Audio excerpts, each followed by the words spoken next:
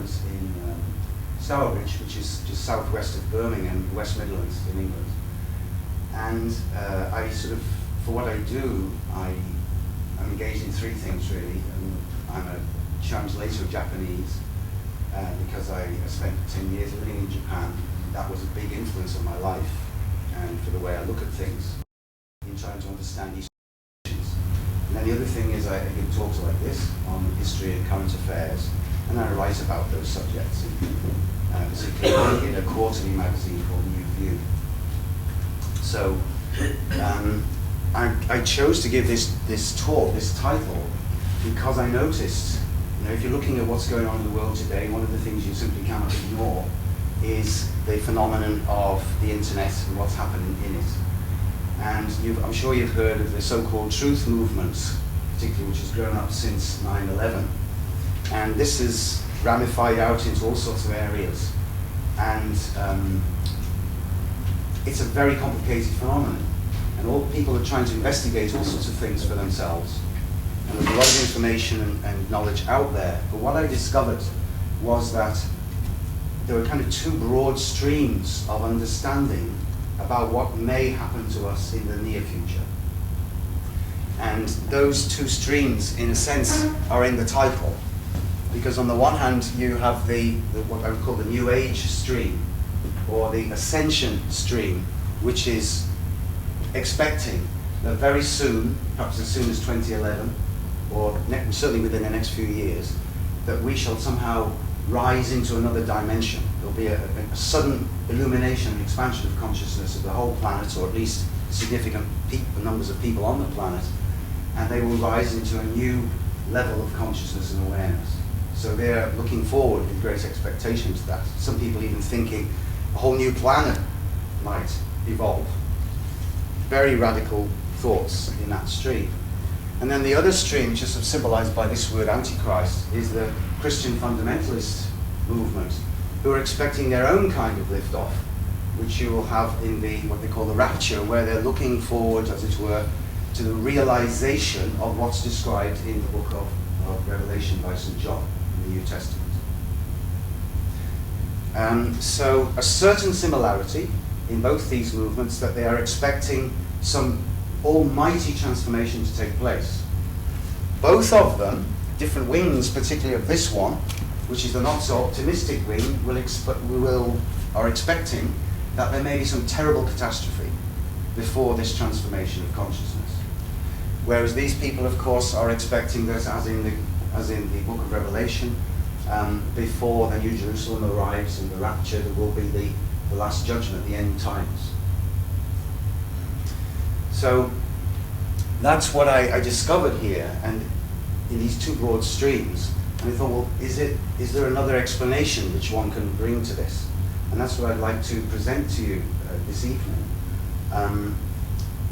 And it's particularly, in my case, it's particularly based and drawing a lot of inspiration from the work of Rudolf Steiner, the Austrian spiritual scientist of about 100 years ago, was active about 100 years ago. And I think you'll find that he some of the thoughts he comes up along with occupy a very different perspective. They have a very different perspective from these two other streams, but they're not so well known. So it's these thoughts which I'd just like to present to you as a hypothesis, but something for you to consider and take away and think about. Of course, in relation to both of these streams, but particularly this one, is the whole question of 666 and the way that is connected with the book of Revelation. And that's also a very controversial subject, and there are many, many different thoughts about it. So once again, I'd like to present some different understandings of that to try and perhaps clear away a bit of the confusion related to that. Now, because my interest is in history and the development or evolution of culture, I came to see that, particularly in our time, there's a kind of struggle going on about interpretations of what is going to happen to us. Because it's not only these two broad wings, but there are all sorts of pictures or narratives told to us about what will be the future of mankind. And so I'd just like to give you some examples of those. This is from a book, an American academic, J.T. Fraser, Time, the Familiar Stranger, published in the 1980s. He's a specialist on the subject of time. And although this is a rather military image, I think there's a fair bit of truth in it.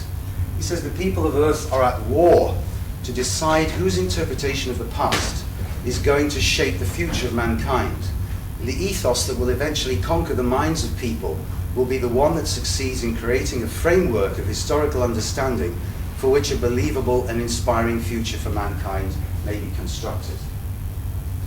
And I think we can see many different examples of that, of how differing views of what has happened to us are in one way or other extrapolated forward into the future.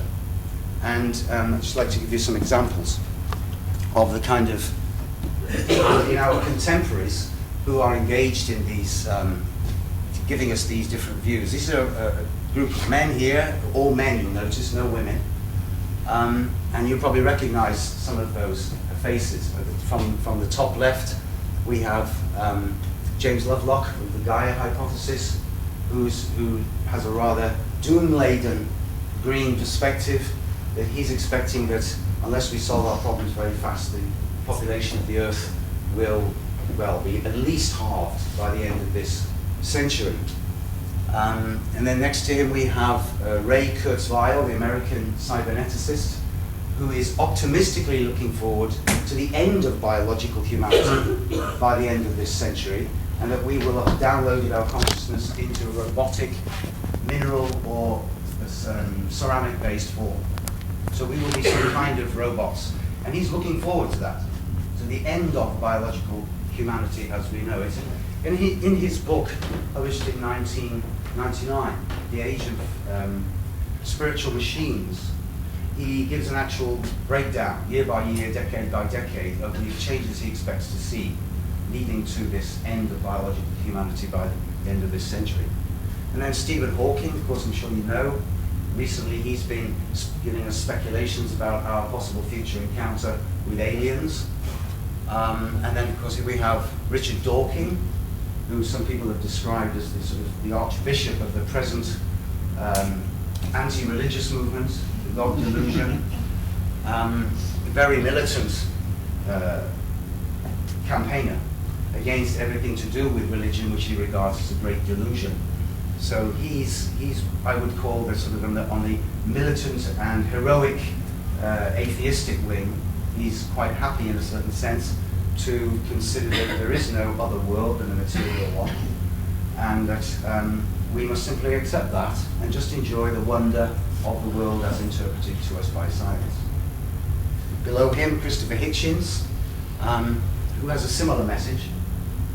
He's recently published his book, also attacking religion and Christianity, God is Not Great, and also Islam, of course. Hence the title, God is Not Great. This gentleman, I don't know, does anybody recognize him? This is Peter Joseph, whose real name was recently revealed on the web as Peter Joseph Morella. And he's not, he's been trying to hide his real name for reasons best known to himself. So we've known him until the last few years as Peter Joseph, and he's a film director who's produced the Zeitgeist movies. 3 of these have appeared, the most recent one in January. And this is a threefold attack on 3 systems of authority: religious authority, economic authority, and political authority. From a perspective which I personally would see as a kind of neo-Marxist perspective. So his way of looking at the future is, again, slightly pessimistic, but also possibly optimistic, in that he says that if we can only see through the various illusions of the monetary system, the religious system, and the political system, and realize that the only reality lies in organizing our society around resources, what he calls the carrying capacity of the earth, and understand, make a thorough audit, as he calls this, of the earth's resources, material resources, and then organize society around those resources. This would be the way forward for us. So all of these pictures here I would characterize in a certain sense as based on a materialistic, natural, scientific worldview. And over on the bottom left there we have Jose Arguelles, who's one of the leading ideologues of the 2012 movement, who's expecting that in next year, in 2012, in December, around this time, we will be going into this remarkable stage of expansion of consciousness. We'll be entering a new optimistic age, and he's been trying very hard to change the calendar, because he believes that the culture's calendrical system affects the way a culture sees the world. So we need to change the culture into a 13-moon calendar, for example. And only if we do this will culture be able to make a special and a new advance forward, which is healthy and harmonious, which would be really what he sees as harmony with natural rhythms. He's very much in connection. He has very close connections with all sorts of people in the global elite. So he's been trying to change the calendar of the world through his connections in the United Nations. So a very interesting and influential person. He started being active in 1987, and he's had wide effects in the various circles of alternative thinking, particularly in these various groups operative in the cyberspace world. And then in the middle, finally, you have another different kind of attack on our Western traditional religions in the book Holy Blood and Holy Grail by Bajent, Lee, and Lincoln, which give a particular view of Jesus Christ and the political arrangements which they expect to come out of the bloodline of Jesus Christ. The idea that he's supposed to have married Mary Magdalene, had children, and that these children may one day become the rulers of the United Europe, and so on. So there's another view of the future based on a particular interpretation of our religious past. So this is just a selection of the various viewpoints. Dan Brown's books, to a certain extent, borrow elements from the books of Bajent, Lincoln, and Lee, and of course have a tremendous diffusion through the movies in particular, which if people haven't read the books will have seen the films, Da Vinci Code, Angels and Demons. I guess there will be more. And then another group of individuals who've got different views for us of the future. Henry Kissinger, from the top, Henry Kissinger, David Rockefeller, Philip Bobbitt, you may not be so familiar to you. Henry Kissinger and this man, Zbigniew Brzezinski, these two, their careers were basically made by David Rockefeller. And these three are working actively towards what they see as a new world order. So they are not interested in nation states anymore. They want a kind of world government or world system which is economically based. And if you look at the biography of David Rockefeller, which was published I think in 2002, I think it was. 2002. If you look in there, you'll see that he actually, as it were, owns up in a sense that this has been his family's project for decades. So his very active lieutenants, in a certain sense, you could say, Kissinger and Brzezinski helping him in the political arena with that. Philip Bobbitt, helping in a different way, he's another very active person in the US elite. He is saying, in a sense, that the future will mean that the age of the nation state is over, and so we now must move into the age of the market state. So now our society, we must recognize that society must be governed by, in effect, transnational corporations. So it's a worldview not very far away from these guys. A very deep political and historical analysis he gives in a great big brick of a book called The Shield of Achilles, which came out about 10 years ago. And then here we have Francis Fukuyama. Some of you may remember him from 1989 when the Berlin Wall went down, and he came out with the book The End of History and the Last Man. So he's a representative at that time of Western liberal democratic triumphalism, which said that from now on that humanity will be entering into a state of liberal democracy where, in effect, we can't go any further than this. So once again, a picture of an understanding of time which he felt was come to an end, and now the well, what could you call it? Not exactly utopia, but the situation we'll be coming into is the Anglo-American society of the early 90s. And of course, our late Prime Minister ex-former Prime Minister Gordon Brown in Britain, who was talking again and again in so many of his speeches about the New World Order, quite openly, directly.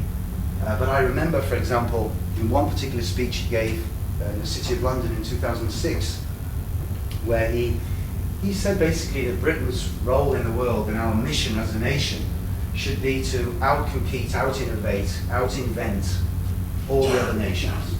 So in other words, an economic competition against the other nations in the world. And that the citizens of Britain needed, this was our destiny as a nation, this is the phrase he used, and this is the mission, the destiny of Britain, is to survive and win in this economic competition. So he held up to us a picture of us as citizens as people who would help Britain to do this in the world. This is his picture of the 21st century.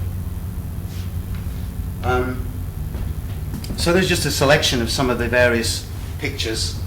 And finally, 10 years ago, around the turn of the millennium, we had these two interesting trilogies come out in the movie world. The Lord of the Rings trilogy, based on the books of Tolkien, and the Matrix trilogy. So I'm sure some of you have seen these, one or both of these films. And I think they're very interesting because from very different perspectives. This one, from a kind of what you could call medieval or dark ages perspective, which works in it's centered in an old world view. And this is one, of course, centered in a very high-tech modernist worldview. But they're both looking at what is coming towards humanity in terms of a powerful shadow force which is seeking to totally dominate us, a force of complete unfreedom. So from different perspectives, they're looking at how humanity copes with this force coming at us in this way, and what can be our way forward in dealing.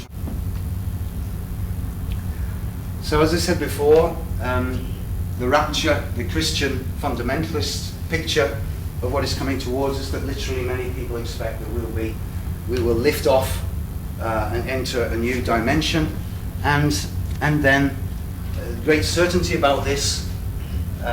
One particular fundamentalist website saying, indeed, in the face of all this incredible information, how can anyone dare to dispute with the Bible concerning the absolute truth that the beginning of the day of judgment together with the rapture will occur on May the 21st, 2011. So I hope most of you have birthdays before that date, because it's obviously just around the corner according to them. And obviously there have been many prognostications about when the end of the world will be, particularly in the next 2 or 3 years from this quarter. And in connection with that, as I said, these expectations that the end times are coming, the apocalypse is coming, the 4 horsemen are coming, very doom-laden pictures that people are presenting to us at the present time. What is going on here?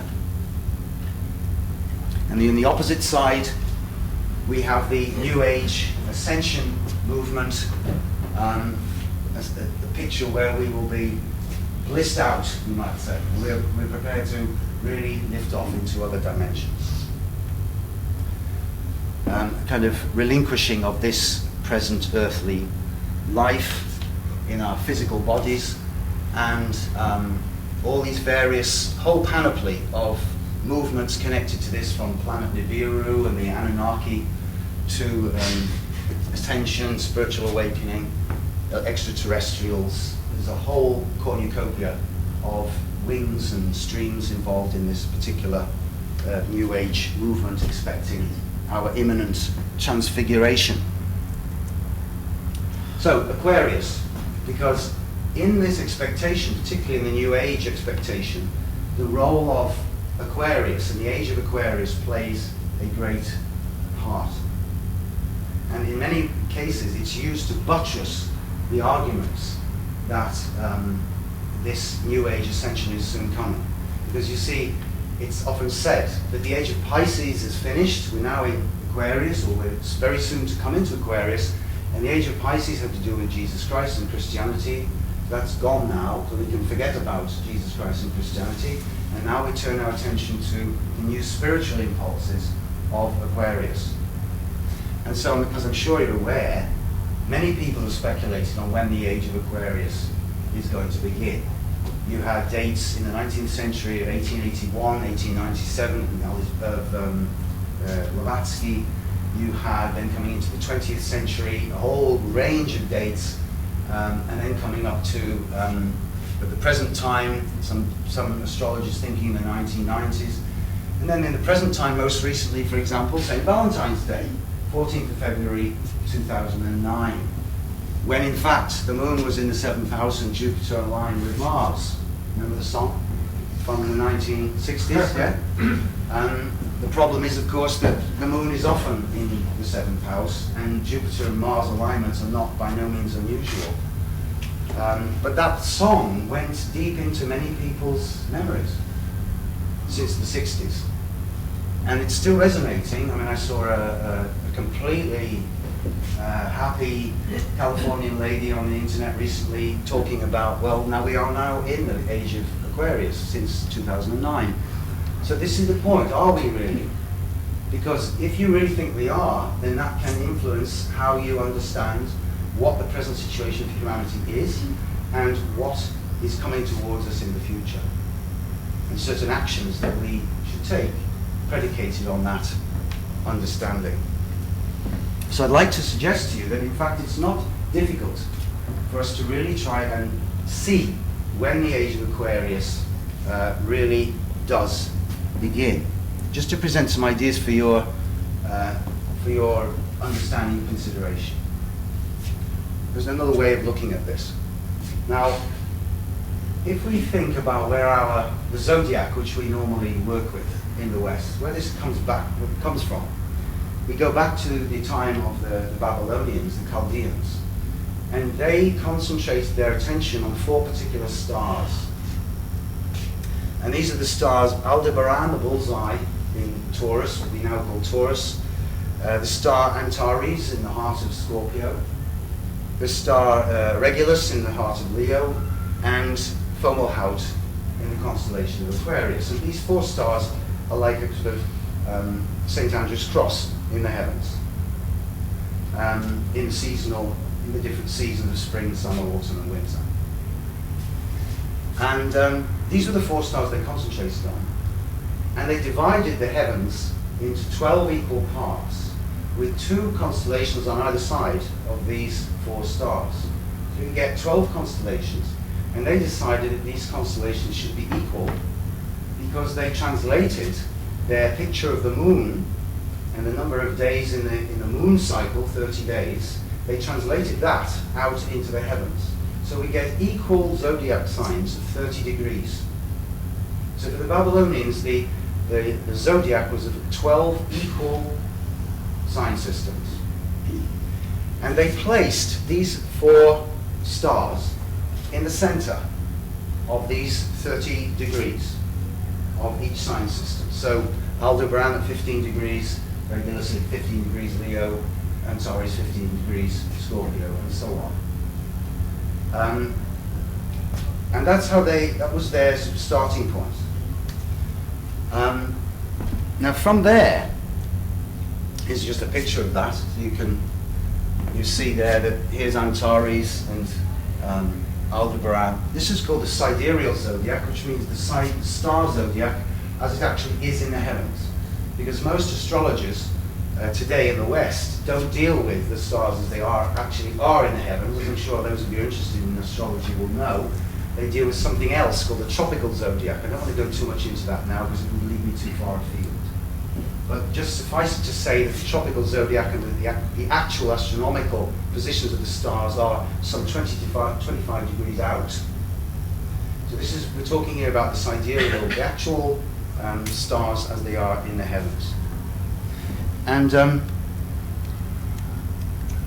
here you see the spring point where the day and night are equal length. where that spring point is now, where the sun rises above the horizon, and you see the constellation where behind the sun on the day of the spring point. What constellation is that? And at the present time, so you see the arrow there with now, we are at 5 degrees of Pisces. And that means not much of Pisces is left to go, and then we come into Aquarius. So 5 degrees, and you remember there's 30 degrees for each sign. It takes 72 years to move 1 degree. So this means that in 5 times 72 years, yeah, that's not so far ahead in historical terms. So it places us in approximately 2300, 2375, this sort of time. So astronomically speaking, at that point of time, this is when we will move into the Age of Aquarius. Now that's not so difficult to understand, I hope. Yeah? But that's not all there is. It gets just a little bit more complicated. Because there's something else which comes into play, which is this, the rotating Venus pentagram. Because what's happening in our relationship to the sun and the constellation behind it, and the change of position there, in relation to what's called the precession of the equinoxes. Again, I'm not going to go too far into that, but I'm sure some of you are familiar with this. That this process is happening at a very high cosmic level, you might say. Yeah? And if we then look at what happens on the plane of human history, in human history and culture, that when what you could call, what the astrologers would say is a Piscean impulse moves over to an Aquarian impulse, astronomically speaking, as an observable astronomical event, that will take place in approximately 2375, when we enter the age of, when the spring point moves into the age of Aquarius. But on the plane of human history, it takes another 1200 years for that impulse to work to have its reflection on our Earth plane. And we can only understand this in terms of our observation of human history to see if this is borne out.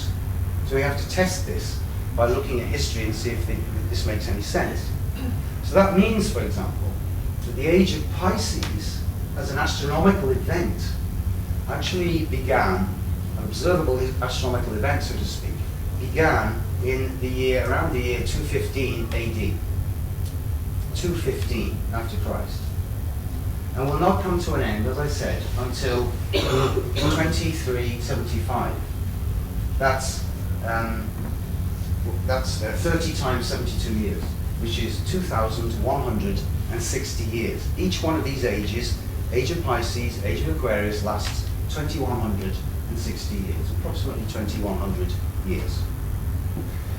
And, however, as I say, this step down from this higher astronomical level, this cosmic level, to the plane of human history, there's a delay of 1,200 years. And this delay is governed, so to speak, by this, actually 1,199 years, if you want to be precise. It's governed by this rotation of this Venus pentagram. Now what's that? Well, Venus has 5 meetings with the Sun every 8 years. And if you were able, as it were, to observe the meetings of Venus with the Sun from above the zodiac, so to speak, then you would observe this beautiful harmonic pentagram formation. This is a well-known phenomenon, apparent phenomenon from the Earth's position, so to speak. And when the 6th meeting of Venus with the Sun comes, it comes a little bit further on, very slightly. That means that the whole series of those 5 meetings then shifts slightly. And so gradually this entire system of meetings of Venus and the Sun rotates around the whole zodiac. So in a period of 1,200 years, this whole form will come back here again, or approximately a little bit further on. And in a period of 600 years, you can imagine this pentagram will be upside down, apparently. Yeah? Is that okay? Yeah? So this is the Venus pentagram, and many cultures have observed the movements of Venus because they are so harmonious, which is why it's often called the cosmic clock. And one reason why the Mayans also so much interest is shown in today in relation to 2012. The Mayan astronomers paid a great deal of attention to Venus because it was so harmonious, its movements harmonious, reliable in astronomical observations. So this governs, in a certain sense, I would suggest, this delay of 1200 years from the cosmic level down to the plane of earthly history. So that means, to sort of summarize, that the age of Pisces begins 215, ends 235 as an astronomical phenomenon in the heavens. But in the earthly cultural plane, because of this 1200-year delay, the age of Pisces does not begin until around 1413, approximately 1400, and will not end on the earthly plane until 3500 approximately, 3573 to be precise. So that obviously is a long time in the future, yeah? So some people obviously aware of the coming astronomical change are, as it were, prematurely celebrating that we will soon be in the age of Pisces because they're looking at this material advance in the heavens from Pisces to Aquarius. And that is a fact. But on the cultural level, this will not take place until 3500. As I say, we have to look at human history to see in the past if this is borne out.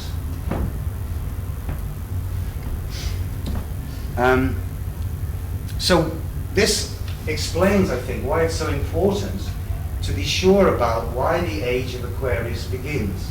Because these differing views of the age of Aquarius then lead you to have a different picture of where we are in time. You know, we all know where we are in space. We're all here in Limerick, in Ireland, in the west of Eurasia. But where are we in time, actually? Where is our particular location, as it were, in the whole stream of earthly evolution and history?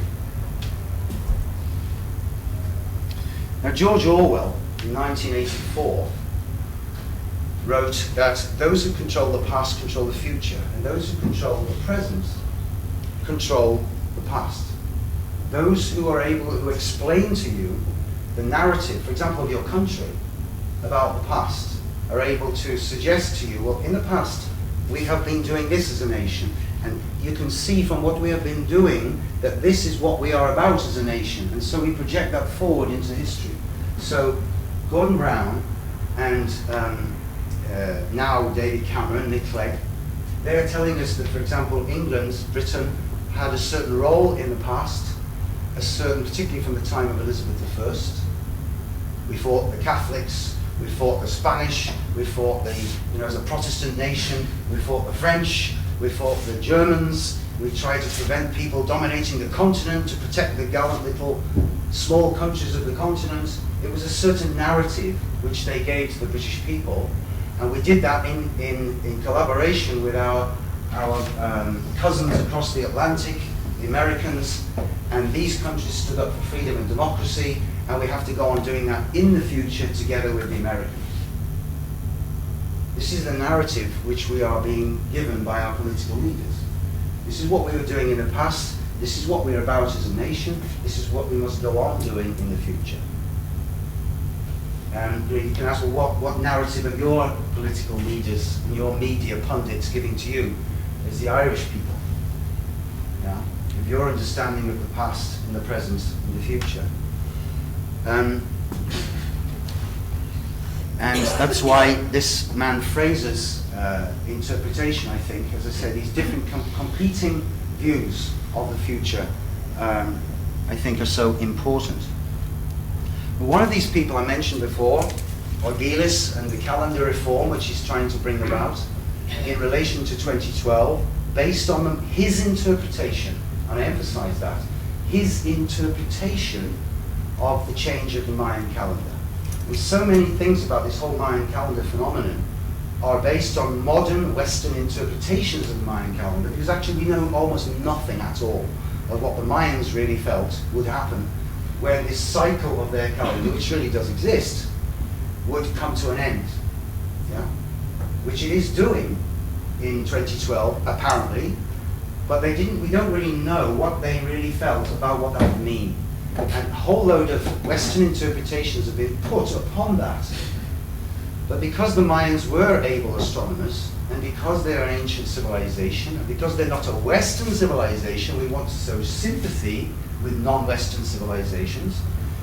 We appeal to their wisdom, so to speak, as interpreted, to suggest all sorts of interpretations which they understood this change to mean. And that's what's coming out in the 2012 phenomenon. But if you go into it, you'll find that there's not a lot to it by any means. And I think the important thing for me about what Argylis and his friends are doing is that by changing the 12-foldness of the calendar to a 13-foldness, and you'll also find there are people who are trying to change the zodiac into a 13 zodiac system from a 12 zodiac sign system. It's a very interesting phenomenon what's going on there behind this attempt to shift from 12 to 13. But Argylis is one of the main characters in all of this, and he's had a very wide influence in affecting the views of many people. And then you remember I mentioned Dawkins and others who have this sort of heroic view based on Darwinism, that, you know, if we have enough years, then eventually, to put it crudely, the monkey will write Mozart, the mollusk will write Mozart. Yeah? As long as you've got enough time, then the time that's needed for the random changes to take place, that eventually, out of this essentially a kind of a mystical process almost, Mozart will emerge out of the mollusk.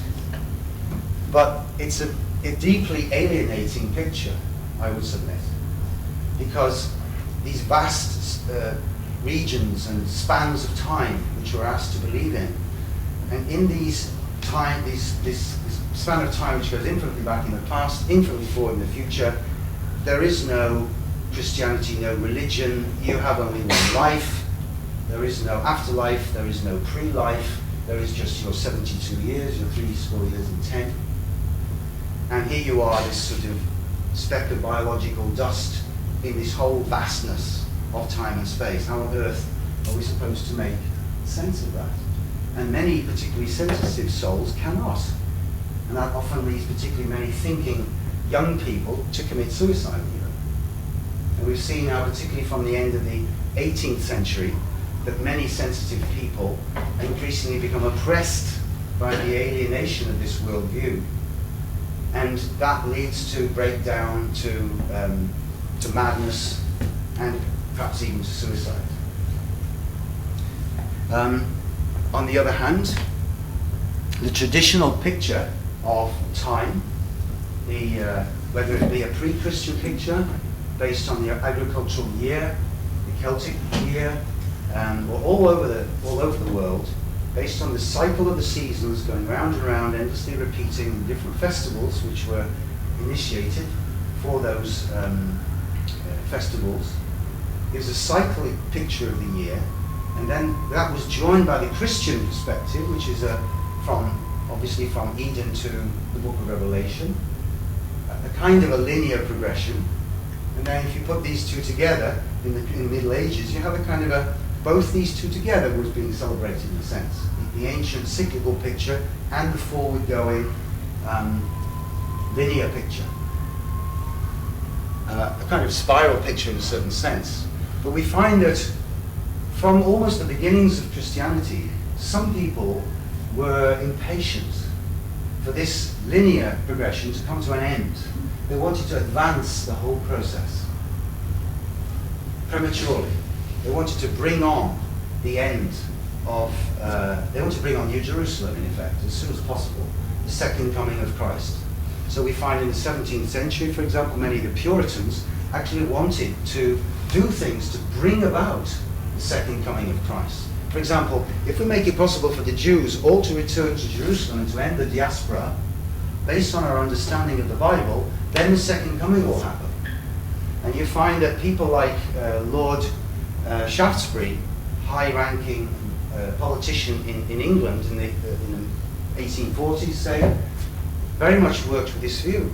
He was one of the people who really worked very strongly to bring about the return of the Jews to Palestine, to the Holy Land, because of his Christian evangelical background, that if the millennium will not come until we do what we can to bring about the return of God's chosen people to the Holy Land, and then the millennium will come.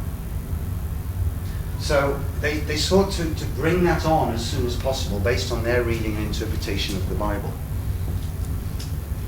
If we get into the book of Revelation now, then, it's very important to understand that this book, and this is a thought I encountered from the work of Rudolf Steiner, that this book cannot really be understood if we take seriously that it is thoroughly based on the number 7. The time structure of this book is thoroughly septennial, if you will. Yeah? Based on sevenfoldness. Everything in the book is 7. So we have the 7 letters to the 7 churches, the 7 angels, the 7 trumpets, the vials, the plagues, the seals.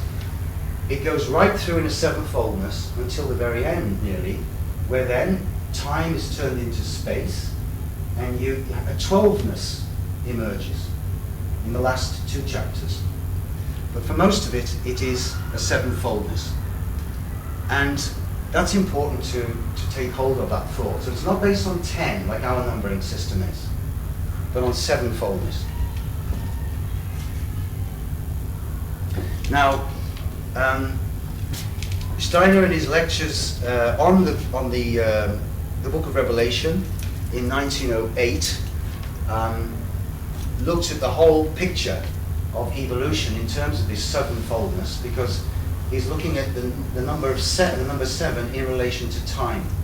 I thought that this particular picture might be a bit difficult to see, and the writing's a bit small, so I sort of recast it in something which is a bit easier to see. And so you're looking at 7 conditions of consciousness, 7 conditions of life, of form, 7 evolutionary epochs, 7 cultural ages. And when I talk about 7 conditions of life, we're looking back to the far distant condition of our planet, when in essence, and ourselves, when in essence we are not at all anything physical, but simply collections of what you might call, what is often called today, plasma, of warmth. So it's so attenuated that we can't even conceive of anything what we might call physical today. The physical, where we are physically today, is here, which is why I've shown it as a square. But the origin, say, here, we're in the 4th of seven conditions of planetary evolution, if you will, consciousness evolution. And we're in this 4th state at the moment, which is called the life condition. And 3 of these conditions of life, I'm making this a bit shorthand because obviously I don't have time to go into all of this now. So just asking you to just bear with this for a moment, you'll see where this is going in a minute. So we've finished 3 of those, and we're in the 4th condition now. Now we come into the form condition of the mineral, 7 conditions of form in the mineral realm of life. And 3 of these conditions have finished, and we're now in the physical condition of form, which is now where we are now in our physical 5-sense world. And then in terms of time and history, we come into evolutionary epochs. 4 of these have finished. The most recent one, the controversial subject which Steiner gives to this, the name Atlantis, this period.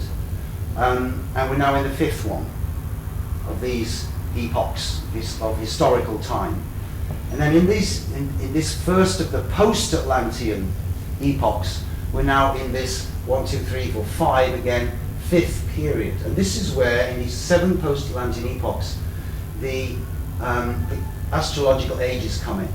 So each one of these is one of these ages: Age of Taurus, Age of Aries, Age of Pisces, and next comes Age of Aquarius, 2375 or 3573, as I said earlier, and then the age of Capricorn, the last of the 7 ages. And this is where we are now. This is how much of the age of Pisces has gone on. Remember 1413 in earthly time. So that means that if you think of this in septimally or septennially, that we've completed 4 of these epochs, we've completed 4 of these epochs, and we've completed 3 of these. So our historical time address, in a sense, is 344. In terms of this 7-fold structure of time from an esoteric viewpoint, that's the understanding of where we are, what we have completed. And the thought here is then that when you look at the book of Revelation, St. John, who wrote it, is also an esotericist who has received this revelation, which is described at the beginning of that book, and is seeing everything in terms of time in this sevenfold way. So there we are then. We've completed this 3, 4, and 4.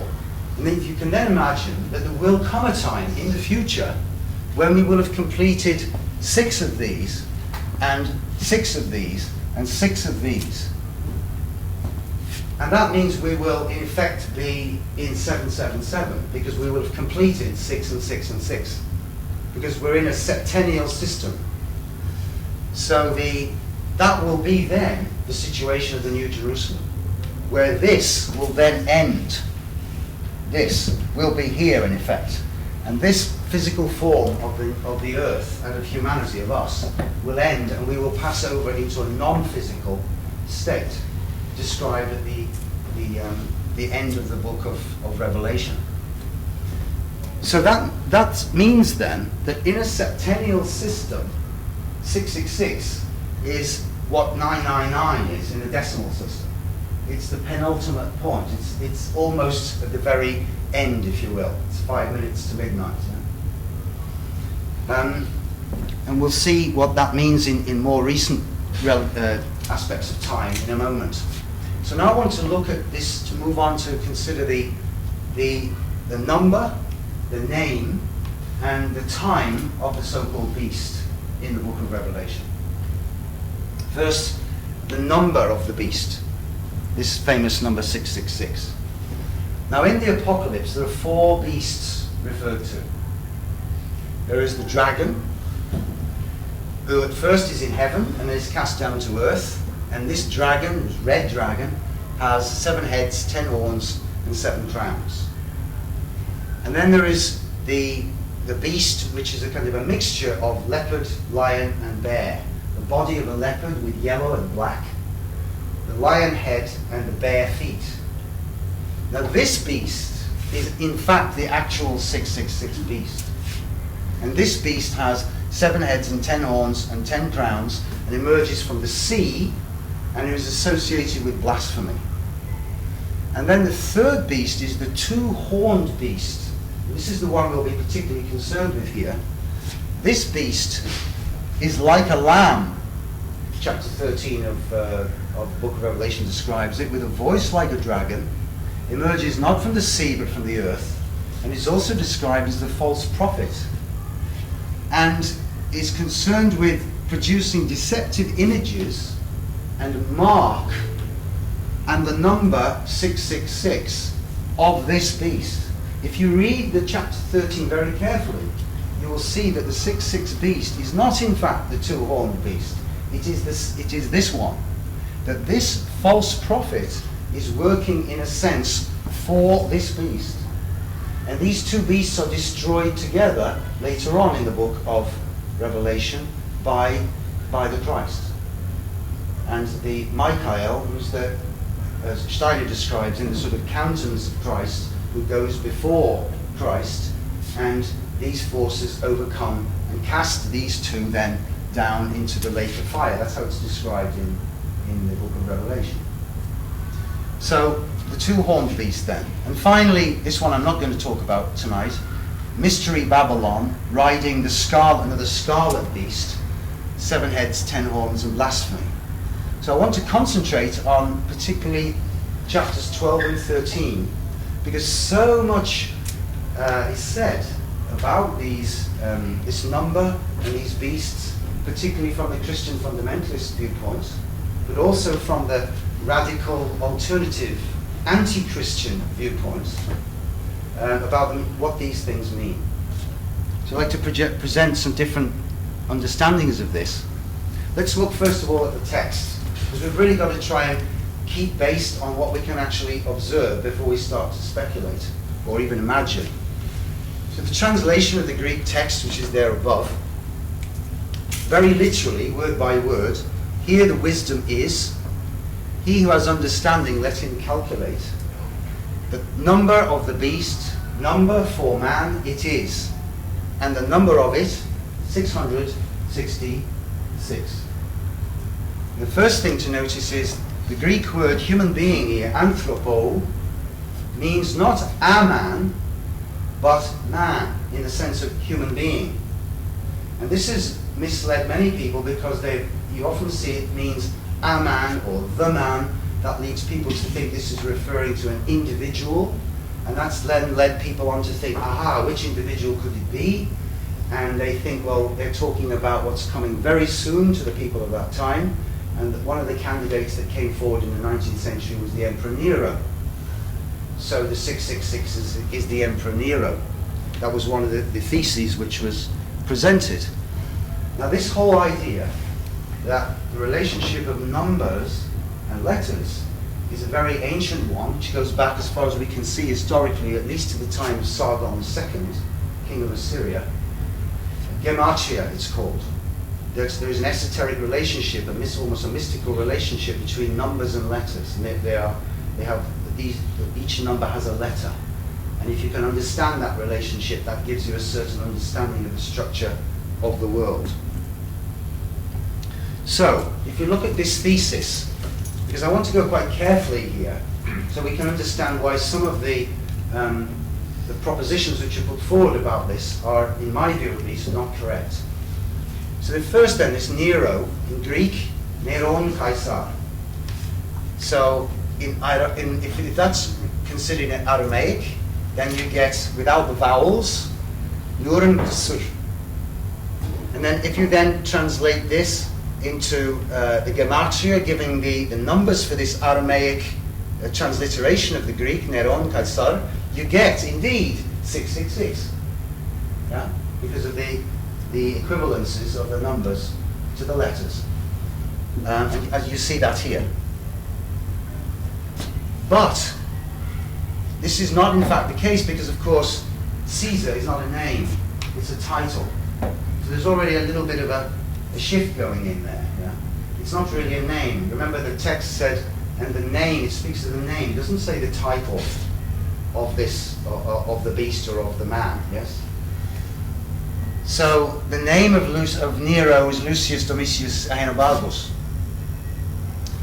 So it's not the case that it refers to Nero because we shouldn't consider Caesar or emperor. We should just consider the name. Yeah? No, because anthropo is human being in general, generic, not a particular individual. And no, because the Revelation of St. John was written, as far as we are aware historically, in the 90s of the first century. And Nero died in 68. So the dates don't add up. You know? So these are three reasons to think that this cannot refer to Nero. There are, however, some scholars who've thought that it's not in fact 666, but it's 616, because there are two texts which were found, the Codex Ephraimi Rescriptus and this other document called P115, which appear to give the the number of the beast as 616 based on the reading of these different Greek letters. But it's still the case that the majority of scholars think that these examples are wrong and these interpretations are also incorrect. And the majority of scholars still consider that it is in fact 666 and not 616. But again, I'm not going to go into that now. I just want to flag that up to you so that you can look into that yourselves. The majority opinion is still very much that 666 is the actual true number that we're dealing with here in the text. And if we look at that in the Old Testament, we find that this number is referred to in 3 other places in the Bible. And interestingly, 2 of them are in relation to gold, talents of gold, in the book of Kings and the second book of Chronicles, in relation to King Solomon. So gold, which of course traditionally is related to the sun, we'll see that's important in a minute. And also the number of 6 in the Bible often has to do with work. So you think human beings, man's labour in the world, which obviously in a certain sense is related to the economic realm. And, well, you could think of money as well. Gold and silver were one of the, the common currencies which came to be used for money. Moving on to the name of the beast, you may not be familiar with this man, Heinrich Cornelius Agrippa of Nettesheim. He was a German esotericist of the 15th, early 16th century, who gathered together in a sort of compendium, this book, De Occulta Philosophia, of the occult philosophy, all of the esoteric, as much as he could get, as it were, or was at least prepared to reveal, of the esoteric knowledge of that time. And in his book, in the book 3 of this, chapter 22, he writes as follows: "The 4th table is of the sun, and is made of a square of 6, and contains 36 numbers, whereof 6 in every side and diameter produce 111, and the sum of all is 666. There are over it divine names with an intelligency to what is good, with a spirit to what is evil, and out of it is drawn characters of the sun and the spirits thereof." So he identifies 2 aspects to the sun, you see. For him, the planets were not just balls of gas in the sky or lumps of rock or something, as we materialistically consider today. They were spiritual beings. He still had that understanding of what the heavenly spheres were.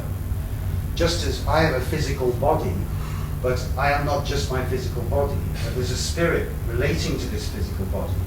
And as you know, since the end of the 19th century, at least, psychologists have been working with the concept of the double. There's a shadow side to the human being as well. So there can be 2 sides to a human being. There's the striving side, which is striving to transform to raise one's consciousness, and there's a shadow side to us, which is seeking, in a sense, to pull us down. One thinks of Jekyll and Hyde, for example, and the beginning awareness of this in the 19th century. Already here in the 15th century, there's a sense that this was there in the planets. So the good side of each planetary being was called the intelligence by Agrippa, and the negative, the dark side, was called the spirit. And the intelligence, he gave a number, 111, and associated with a being, which he gave the name Nachiel. And the evil spirit of the sun, he gave a number, 666, and the name of this 666 being he gave Sorath. And here you see the seal he referred to, and the mark of the dark side of the sun, Sorath, and you'll see it has these 2 horns or hooks. And here is the sign associated with Nachiel. And this is this magic square I mentioned. So these numbers add up to 111, 111, 111, 111, total 666. And each of these planets he looked at in these terms. I mean, it's a very complicated subject, but I just want to draw your attention to the fact that the name Sorath and the number 666 comes out there in the 15th century in the work of Agrippa, the esotericist. Rudolf Steiner, whose drawing of this seal, you see he represented it like this, which is slightly different, but essentially the same. This mark, this kind of hook, this mark here, and then the 2 horns. One thinks of this lamb image, where you think to yourself, well, wait a minute, a lamb doesn't have horns. So is he talking a lamb or a ram? But in any case, 2 horns here in both cases. And Steiner points out that if one had written correctly with Hebrew letters, so using Hebrew gematria, from right to left, and then read correctly, the following would have resulted. The number 60, the letter Samech, The number 6, the letter Vav for vowel. 600 was written by esotericists as 200 and 400. So you get the letters 200 is Resh, 400 is Tav or Tau, and so we get 666. And that spells the word Surth. Because as you know, Hebrew doesn't write the vowels, yeah? It writes the consonants. And the vowels are shown. Well, I'll show you that in a minute. These are the equivalences. Obviously, you can check all these things out yourself, yeah? Because now one can fairly easily gain, to check these things for oneself, one can gain access to them. This was much more difficult, say, 50 years ago. So here we see the Hebrew equivalences of the numbers and the letters in the name of Surth, 66, 200, and 400. And that appears then like this, read from right to left. Samech Vav Resh Tav, 66, 200, 400, and the pronunciation Surth. So this, which is normally a V, when it has that diacritic mark at the top there, that changes it from a consonant, a V sound, into an O, to an O or a U. So Surth results. And this is actually a TH sound, yeah? not a T sound. Yeah? So we get this name, Surth, appearing, of this dark side of the sun. Steiner then goes on to point out that this name has a particular meaning. What is that? That we can see that the word Samech, these letters. Now then, if we look at this in terms of the sevenfold esoteric picture of the human being, the significance of this meaning of these letters is that this name, you remember this is the name of the beast, this name refers to the lower aspects of the human being. So in terms of this esoteric picture, we all consist not only of a physical mineral body, such as our bones, which we share with the minerals of the earth, but also a life body, sometimes called etheric body, which we share with the growing forces of the plants. And an astral body, which is our feeling body, or vehicle, if you will, which we share with the animals, the capacity for emotion and feeling. And then as human beings, we have the ego, our sense of I, who I am as an individual, or personality, perhaps I should say.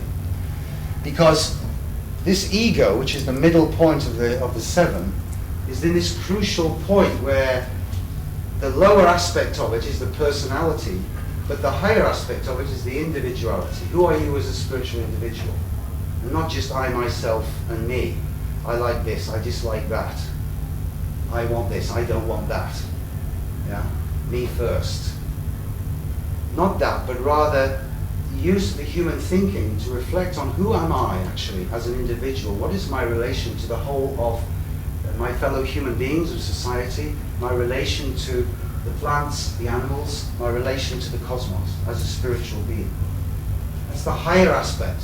You could call it perhaps the individuality of the ego, which is a much maligned word in many circles because people only think it relates to the lower personal aspect, the greed aspect, if you will. So Steiner's point is that this name refers only to these lower parts and the lower part of the ego. So these higher parts, these three higher members of the human being, which most of us have yet to even to develop, and will be developed over the whole course of human evolution.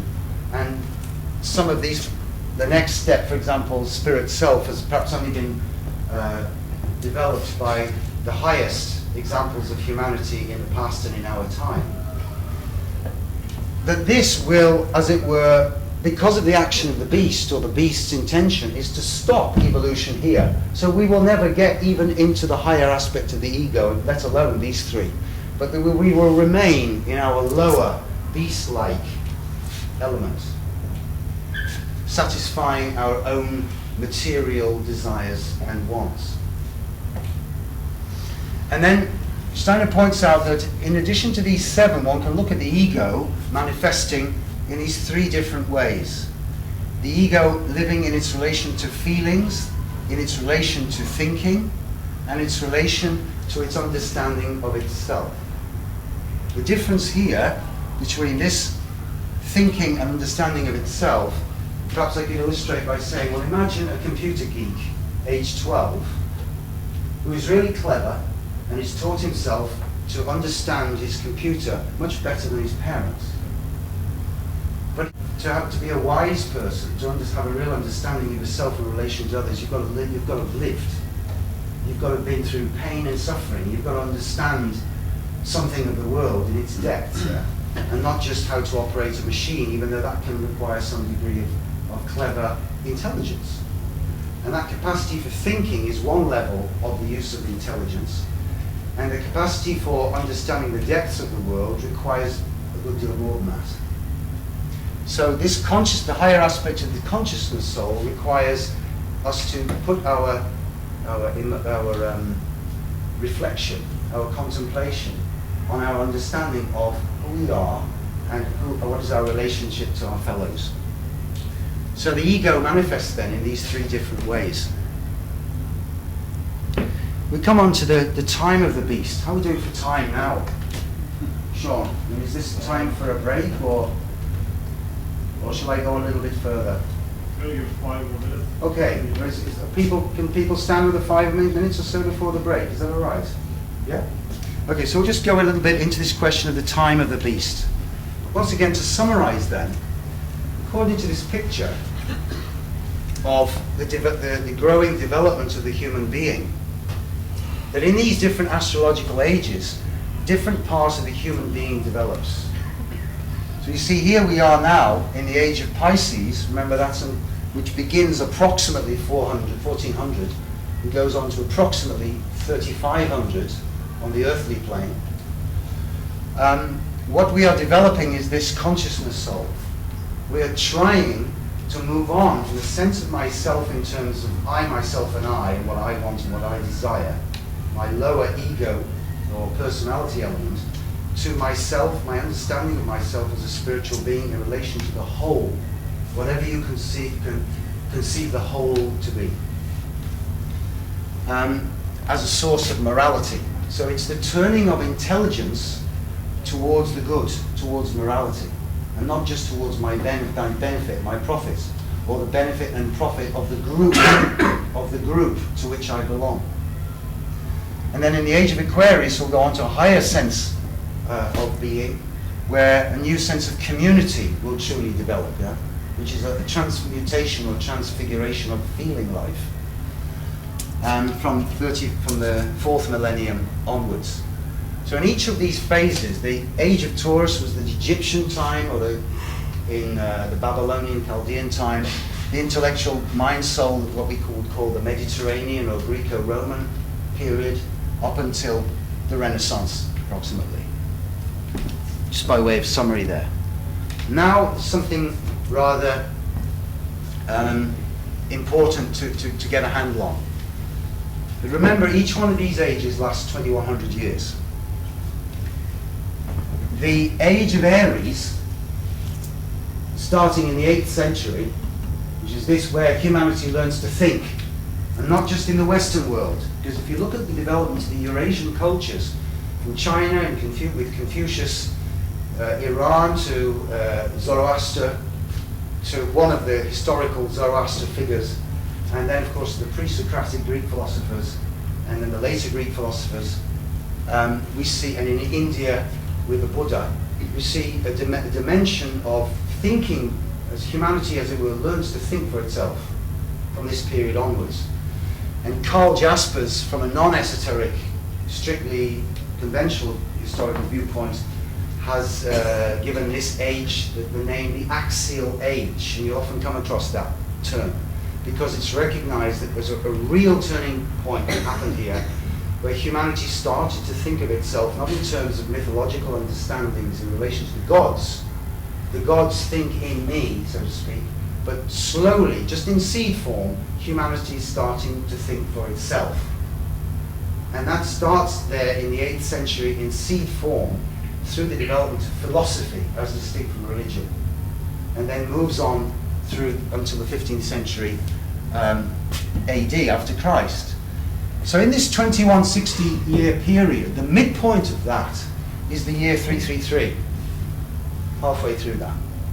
And then if we then go further out to consider 7 times this period, which is 15,120 years, then, so that's from the 8th century BC to the 8th century AD, far in the future.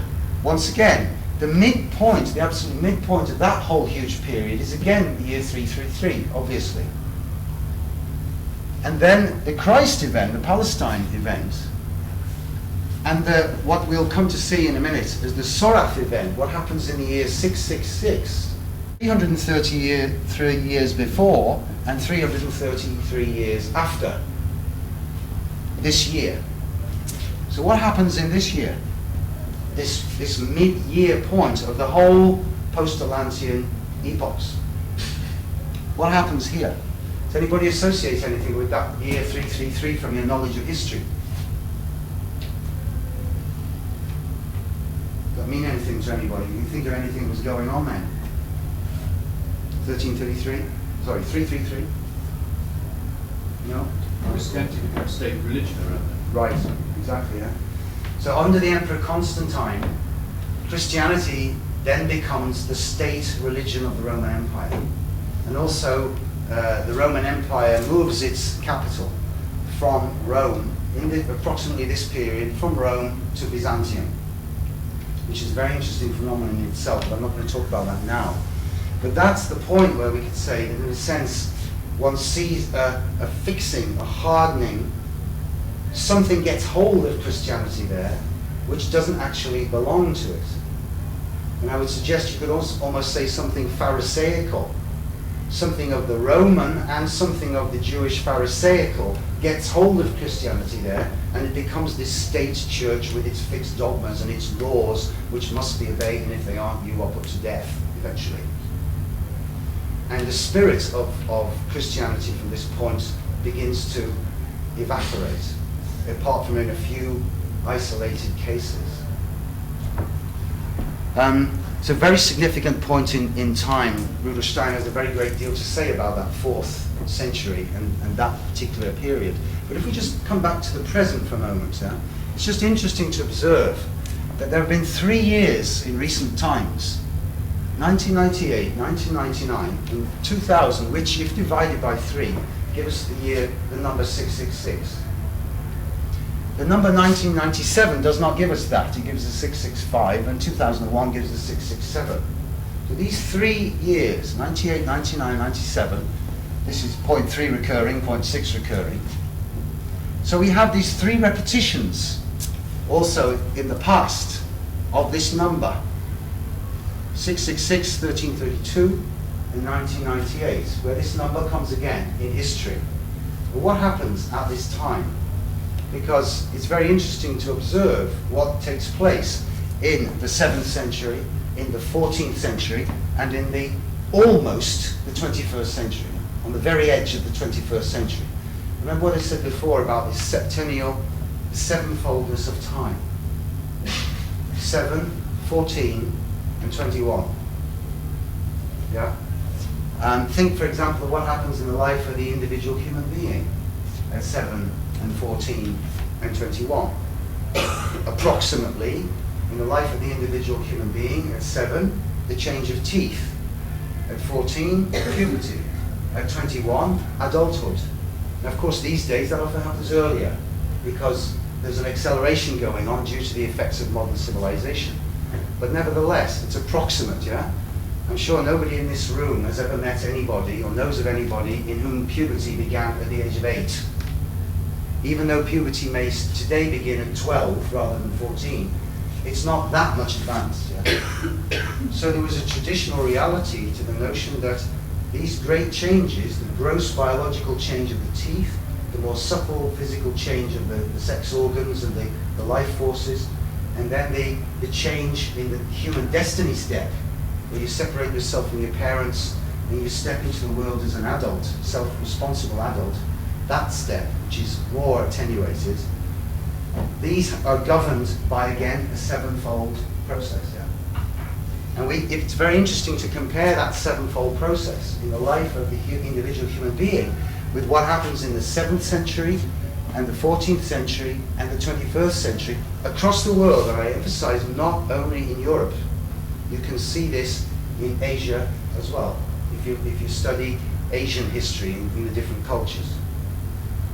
Maybe that's a place to just take a break. So we'll just stop there for 15 minutes, is that all right? And go on to consider other aspects of the timing of the beast in the present. After the Dark Age, or Kali Yuga, has ended, I'll explain that in a minute. In other words, 100 years after 1899, so approximately 2000, humanity will either stand at the grave of all civilization, or at the beginning of that age, when in the souls of human beings who unite intelligence with spirituality in their hearts, Michael's battle, Archangel Michael's battle, will be fought out to victory. Archangel Michael, this figure is very important to Rudolf Steiner because he saw him as the spiritual champion, if you will, as an inspiration for us, for our spiritual journey. But this is a very stark statement he makes. We will be standing at the grave of civilization. He doesn't say in the grave of civilization, but we'll be at the grave. So we're, as it were, a bit like Hamlet in the 5th chapter, if you remember the graveyard scene. He's sort of looking, the famous skull, looking into the grave, and then he actually does get into the grave, does he not? So the grave digger, he asks him, who is this? Who was this skull? And Yorick. So we'll be at this critical point. Now, why was that? Why did he make such a stark comment specifically about this point in time? 2000. The time we're living in now, in fact. Why was that?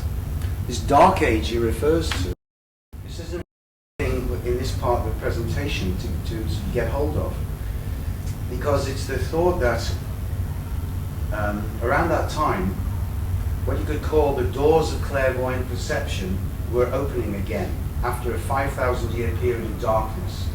So in approximately 3000 BC, if you can imagine that before that time, before 3000 BC, that human beings, simply by virtue of being a human being, would be born and they would have a certain degree of clairvoyant perception.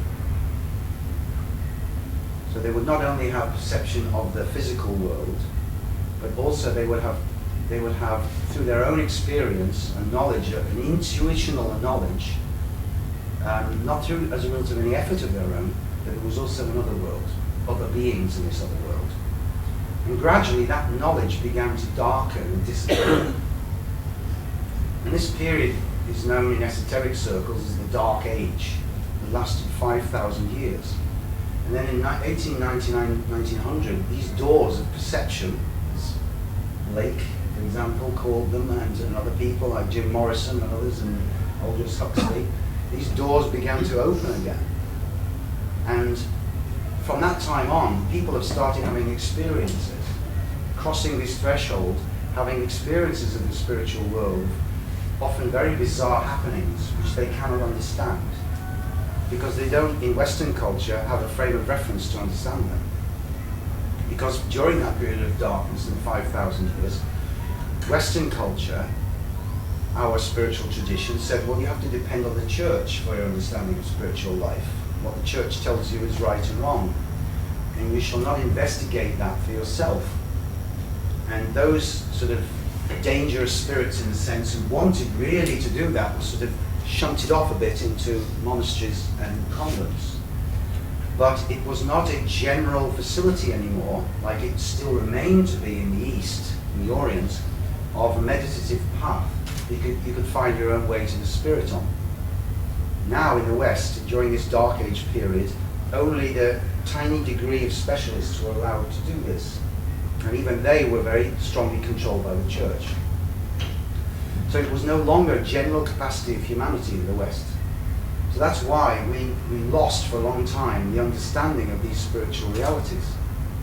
And we were relying on the dogmas of the church.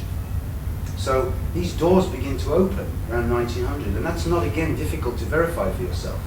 You only have to look at what happened in the arts, what happened in the sciences, around, particularly say in that decade or so before the First World War. Incredible changes in so many fields of endeavour.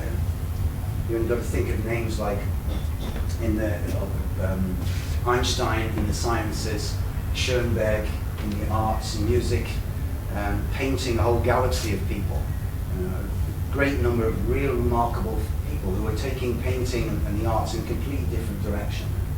New forms of dance develop, sculpture, and so on. Clearly, that humanity was moving in a very radically different direction from that point on, in both the arts and the sciences. So this process is accelerated right through the 20th century, except that when the period of the wars were happening between 1914 and 1945, it was, to a certain degree, there was a kind of a block put on this process. You know? It was held up for a certain point. And then after the post-war period, 1945, we get to the 60s, and then boom, there's a kind of a takeoff again of this movement. It cannot be stopped.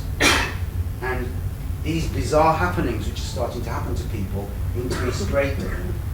But the problem was, as I said, that many people couldn't make sense of them. So, for example, my own stepfather was clairvoyant and clairaudient, but he was afraid of that experience. He didn't want to look into it, he didn't want to investigate it, he had no context to understand it.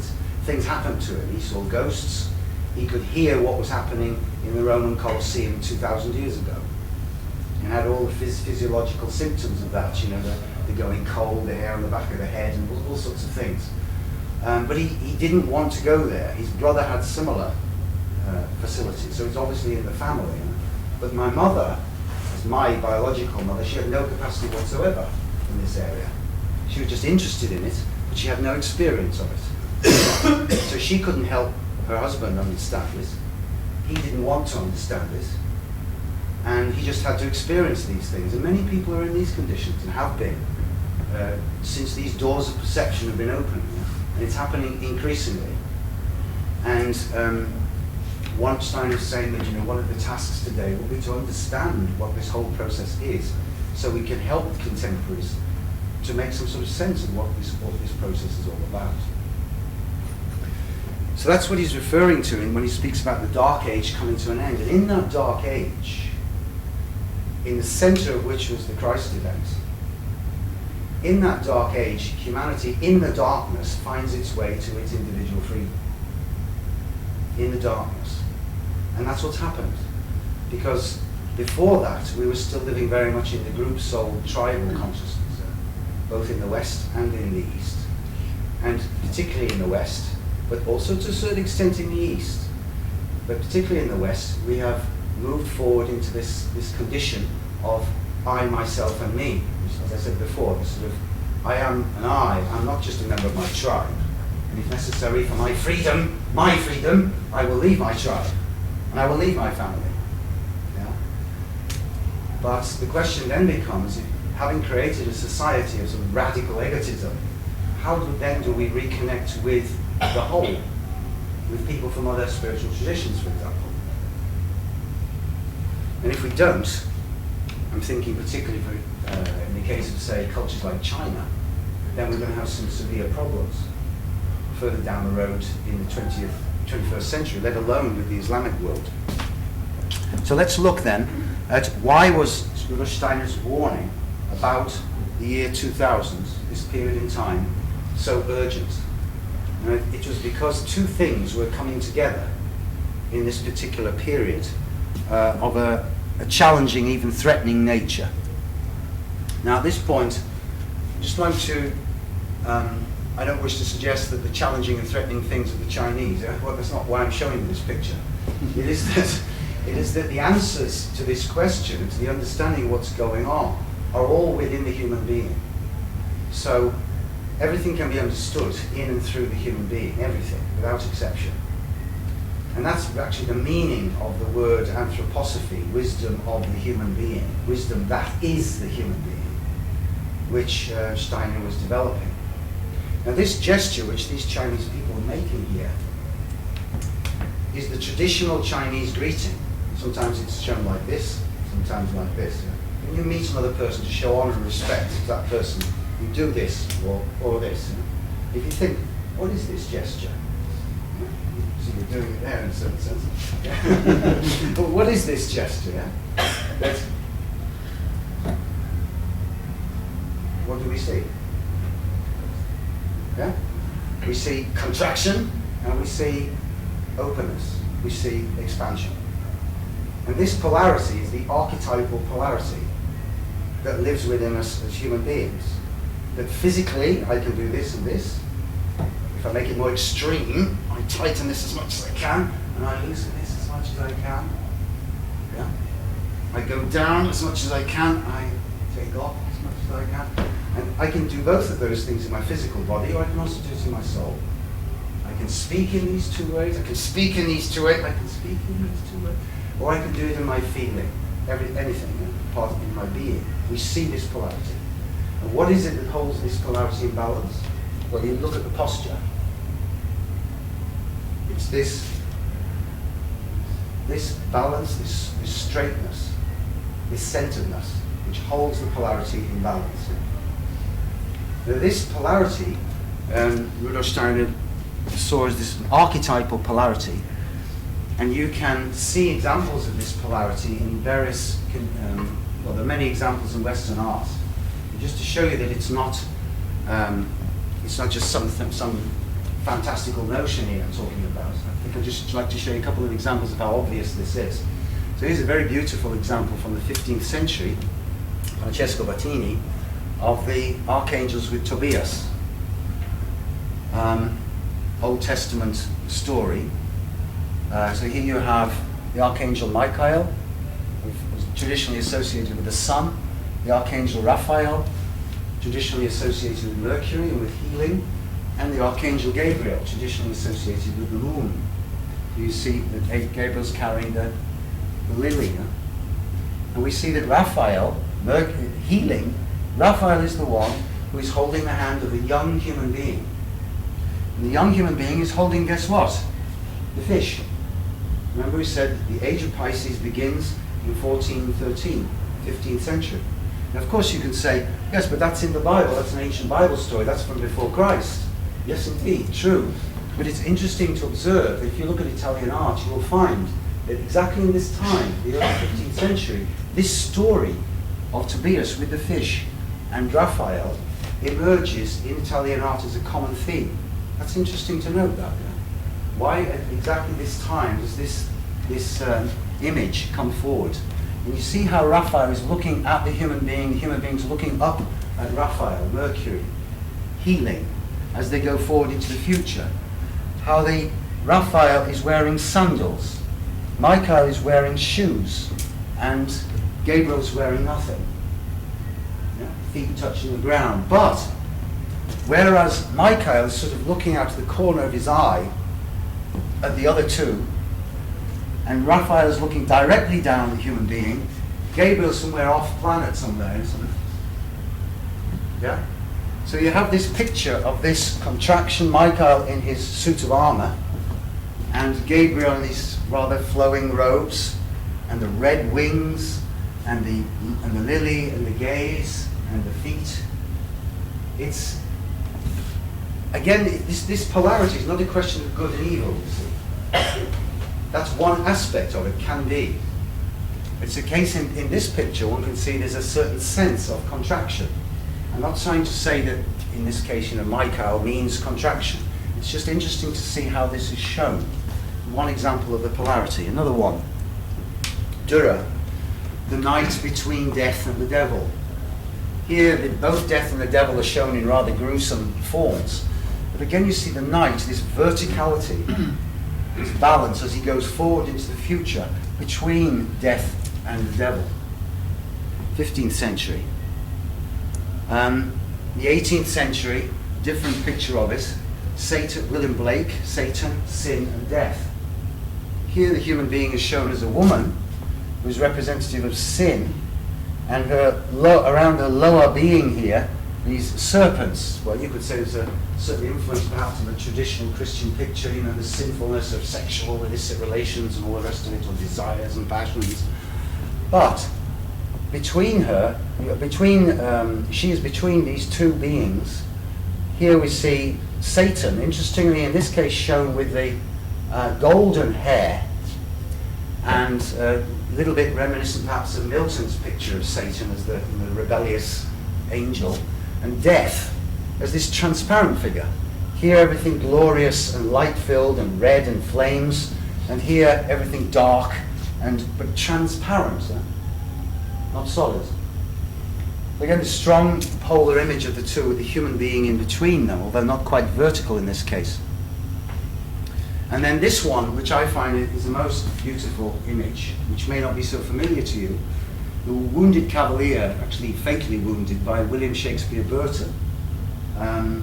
1855 this was painted. It's exhibited in the Guildhall in the City of London today, where you can see it there.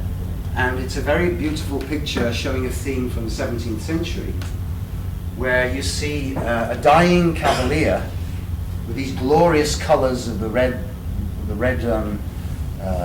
sash, the multicolored sash, the blue velvet trousers, the golden hair, the ace of hearts at his feet.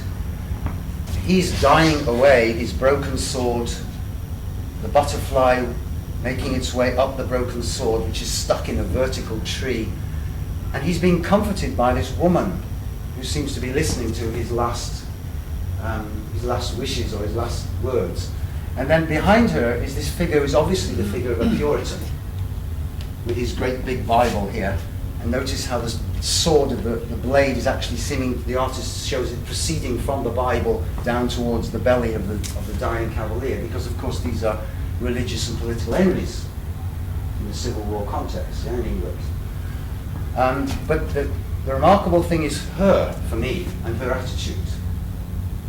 Because of course, if you say, well, who is she actually? Is she his wife? Is she his girlfriend, his fiancée, his lover? Who is she? But if you know your 17th century history of fashion, you'll know that actually she belongs with him, because this is a Puritan's dress. This is not a cavalier's dress. So she's comforting the enemy as he dies.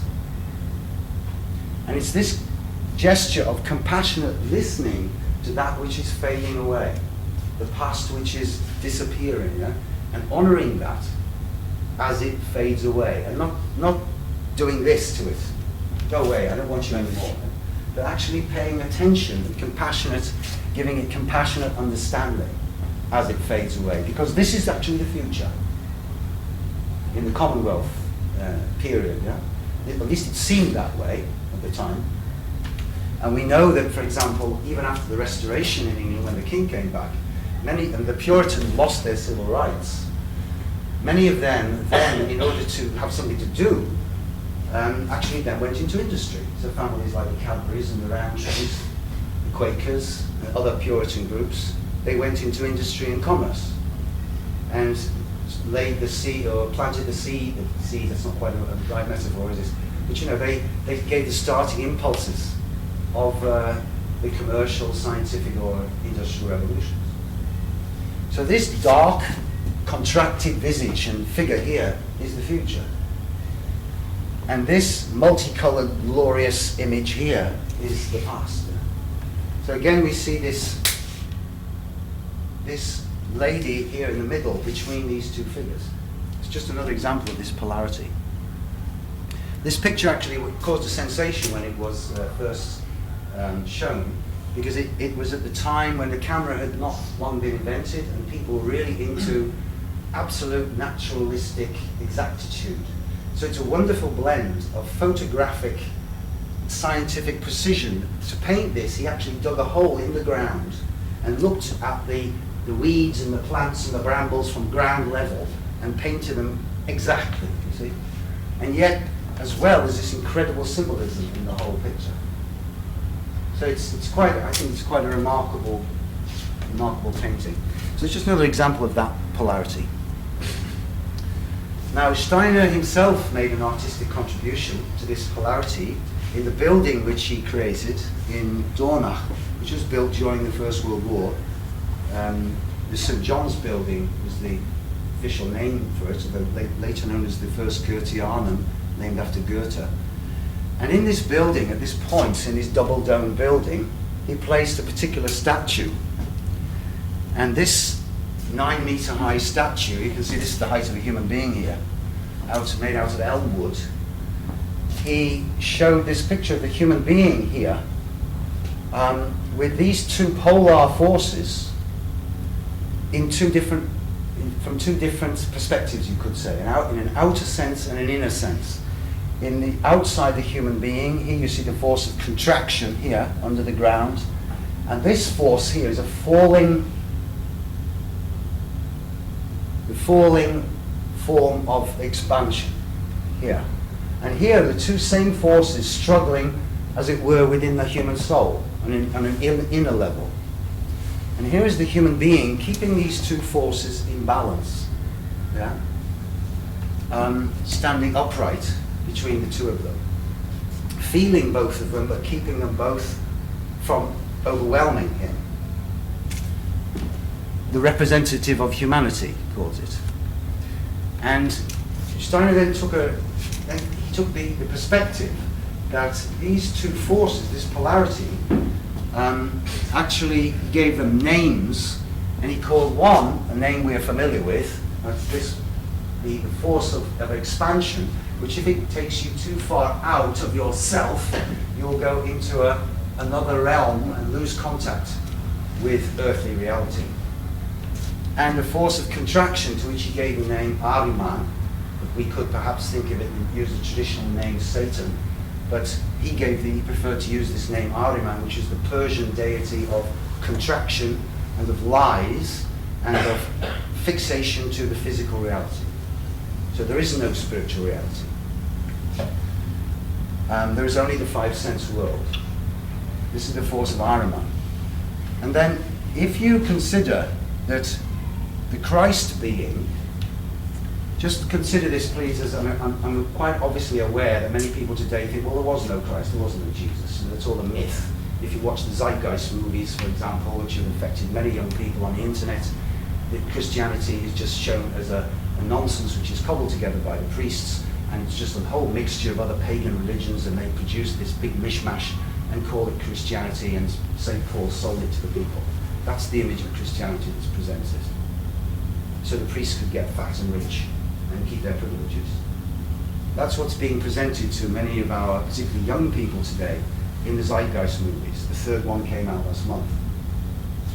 They've got millions and millions of hits on the internet. These ideas have gone into many, many minds today. Of course you'll say, well, people have been saying that for at least the early 19th century, if not before. But this is in a new form, you see. It's in the form of pictures and images, not novels or books or linear text, but symbolically, pictures and images which grab the attention of young people in particular today.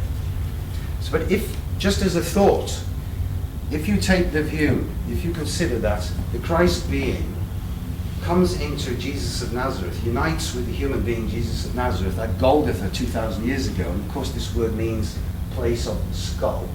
We often tend to forget that. The skull, think of skull and bones, for example, which many people are concerned with in recent years. But the place of the skull 2,000 years ago in Palestine, which is geographically in the center of Eurasia, between Japan and Ireland. And then 3000 BC, Steiner speaks of an actual incarnation in China, which is not known to external history in any documented form, but of an incarnation, again, somewhat similar, you could say, of a mighty spiritual being uniting with a physical human being in China in 3000 BC. And he gives this name Lucifer, though obviously the Chinese would not have done so. And he says equally, somewhere in the West, he doesn't say America, but he says in the West, and I'll say in a minute why I think there's good reason to think it will be America, that sometime in the early third millennium, he doesn't say that either, but I'll show you in a minute what he does say exactly, there will be an incarnation of this being of contraction into a human being as well. And that the history of the last 5,000 years, therefore, is framed, in a sense, between the three incarnations of these beings, their unions with these three human beings. It's just as a thought. And so here you have the figure of Lucifer from this group statue. See this one here, the inner soul picture of Lucifer. It's all mobile and flowing and active and dynamic. And a possible candidate for that, who might that character have been? Well, some years ago I was thinking about this. In fact, I was thinking about this since I was in Japan in the early 90s. And it seems to me that a possible candidate for this character may have been what's called the Yellow Emperor, Huang Di, who gifted to the Chinese civilization a great number of gifts, such as the calendrical system, many agricultural practices, many medicinal practices, the writing system, many, many things that the Chinese look back to as glories of their civilization. They look back to him. And usually the historical date for him is about 2800, but it's pretty close to the third millennium. Yeah? And in any case, dating in that time is already a bit hazy, historically or archaeologically. But there's a possible candidate, and he's recognized as the common ancestor of the Chinese people. So here we see the leader of Taiwan, Ma Ying-jeou, presiding over a ceremony where he's honoring the Yellow Emperor as the spirit of the Chinese people at the Chinese tomb sweeping festival. This is 2009. And the government spokesman says that the Yellow Emperor was the shared ancestor of the Chinese people. So still very much honored in the Chinese civilization. But what about this figure, this Ahriman figure, a figure of contraction and knots, you might say? And here is a head up here, which Stein has sculpted with his English co-worker, Edith Marion, these figures. A passing resemblance to Zbigniew Brzezinski, well, some people have pointed that out. I don't wish to, Zbigniew Brzezinski, after all, is a human being. He's not a black magician. He's a human being, we have to remember that. But there is a kind of, you can see from a person's physiognomy in which direction, in a certain sense, they may be heading in their destiny. It's just interesting to observe. So now what then does Steiner point out here? He says, well, the closest indication he gives of the possible incarnation of this being of contraction, as it were, is that he says in 1919, before only a part of the third millennium has elapsed, there will be in the West an actual incarnation of Ahriman in the flesh. So you see, there are two things which are happening here.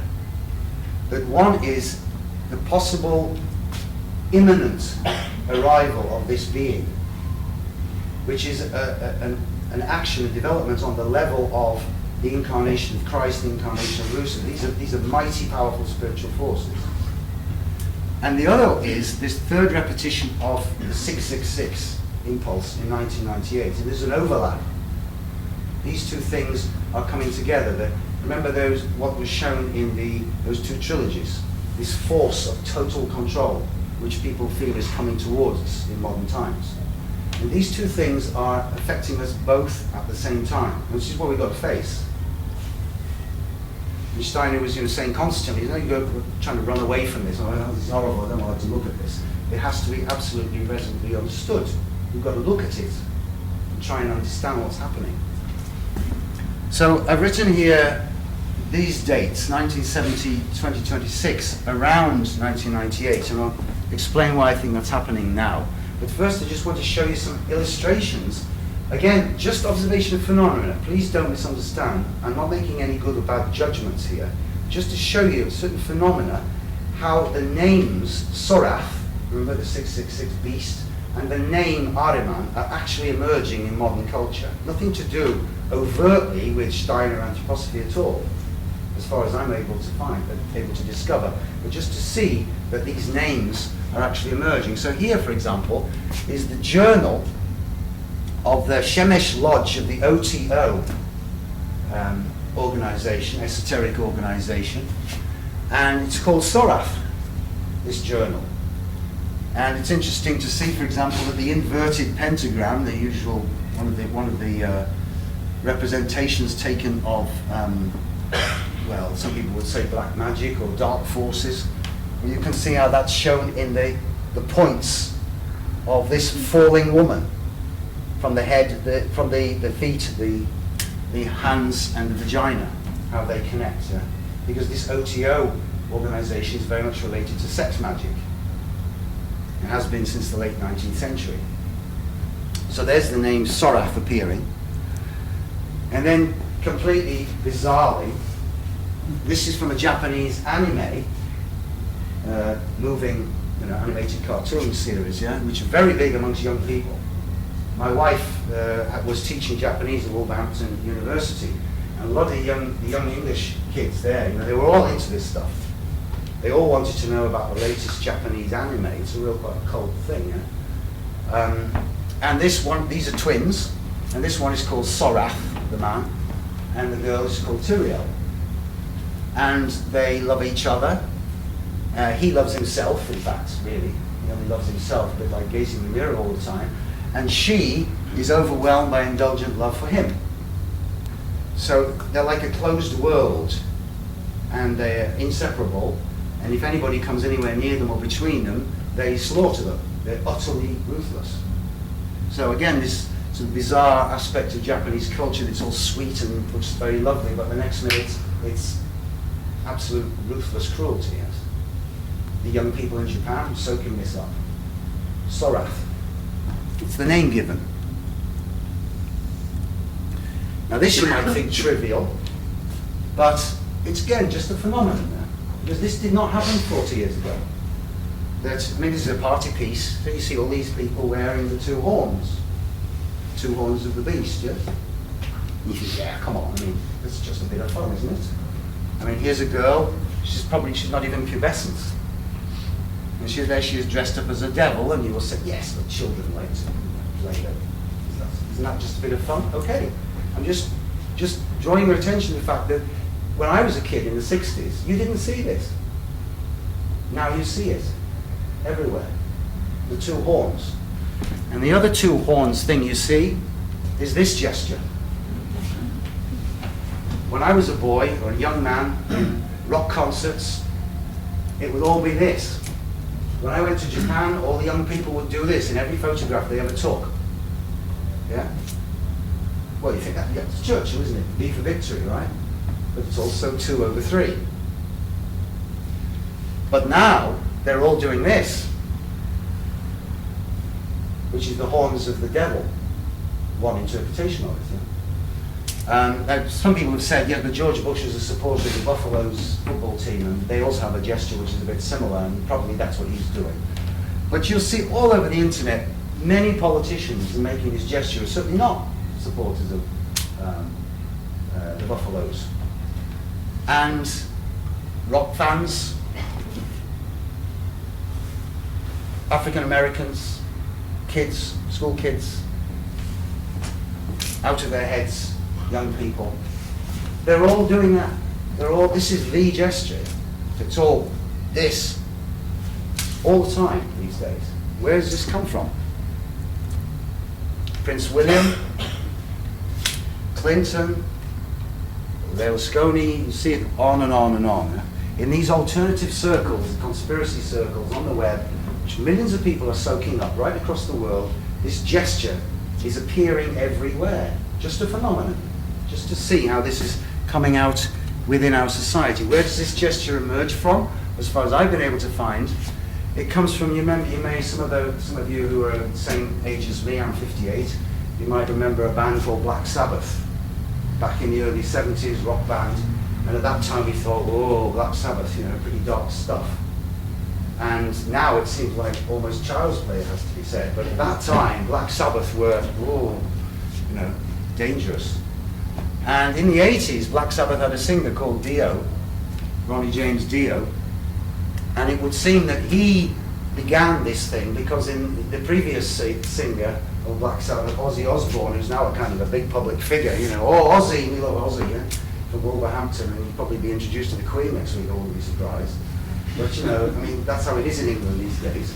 You take the rebels on board and embrace them, and they make them their own, which is a kind of nice gesture in a way. But after Ozzy disappeared, and Ozzy was always doing this, you see. So when this guy came along as lead singer, he wanted to have his own identity. So his grandma, who was an Italian background, used to do this as the sign of the evil eye. Protect yourself from the evil eye. Right? That was a traditional gesture in the Mediterranean region. Protect yourself from the evil eye. You sort of do the devil back at him. Yeah? And so he starts doing that for his identity with the fans. So what happens then? They all start doing it back at him. So the Black Sabbath fans pick that up from him, and then it begins to spread out from Black Sabbath into the rock community, and from the rock community into the metal community, and then right through the whole rock pop music world. Yeah. So the poor man, he dies in 2010, and you know this is what's on the book about the poor man. You know, he's associated with his gesture. But this is his solo album you see in the background from the late 80s, and there's the being with the two horns and the making the gesture. It gets worse, I'm afraid, because things are getting much darker as the years and the decades go by. This is the band Thorngoth. If any of you remember the band Kiss from the 1970s, who were one of the first bands to sort of paint themselves up in these black and white mask type things, you know, it's a bit pantomimish really. It looks like it now. But you know, now we've advanced onto this kind of infinitely darker and heavier and doomier situation. And well, these bands don't sing anymore, they just growl. Yes? And you've got, you know, thrash metal, doom metal, black metal, dark metal, death metal, all these, and it's getting darker and harder, and you know, how hard can you make your fist? But that's what's happening, you see. Where is this going? Where does this come from? These are the kind of symptoms and ideas which these people are happy to dwell in. Despise and conquer other human beings. Utter ruthlessness. Negativity. This is the Czech band from the Czech Republic, a band called Sorath. And the lyrics of their album, Teacher of Wisdom, include words such as Sorath, full of hatred and brutality, black fire everywhere around us, dark for hatred, turns sound of the rocks, ill and insane souls, haul from hell, the eye of the stab, brutality of the soul, hatred of, and so on and so forth. Can you imagine if you're singing these kind of words night after night after night, playing this kind of growling, thrashing music? What is that doing to you? And what's it doing to the fans who you're playing it for? Yeah? The Czech band Sorath. So it's not only spreading from the Anglo-American world. And we see now human beings actually starting to try to physically change themselves so that they turn themselves into beasts. Remember what the word Sorath meant when I said about that earlier, the lower nature. I'd just like to quote you a brief passage from one of Steiner's lectures in 1924, where he says, when this third repetition of 666 comes around 1998, quote, human beings will appear, this is 1924, he says this, human beings will appear of whom it will be impossible to believe that they are real human beings. They will even develop externally in a peculiar manner. For outwardly they will have intense, strong dispositions with savage features and furious destructiveness in their emotions. Their faces will be like the faces of beasts. The Sorath human beings will be recognizable by their external appearance. In a terrible way, they will not only scoff at everything, but also oppose and want to push into the pool of filth anything that is spiritual. This will be experienced, for example, in the way something that is at present concentrated into a small space in seed form as today's Bolshevism, Russian communism, will become incorporated into the whole of human evolution on Earth. Now, I showed this picture in Dublin, that's nice, and one of the members of the audience said, yeah, it's just, it's an artistic statement. Young guy. It's just an artistic statement, isn't it? Which is not much further on from saying this, they're having a bit of fun. Or just sort of self-expression, yes? And I said, well, it's not a question of judgment here. I'm not making any judgments on these individuals, but just as a phenomenon to observe what is happening when human beings are putting implants into their heads, dividing their tongues, shaving their teeth. Why are they doing this?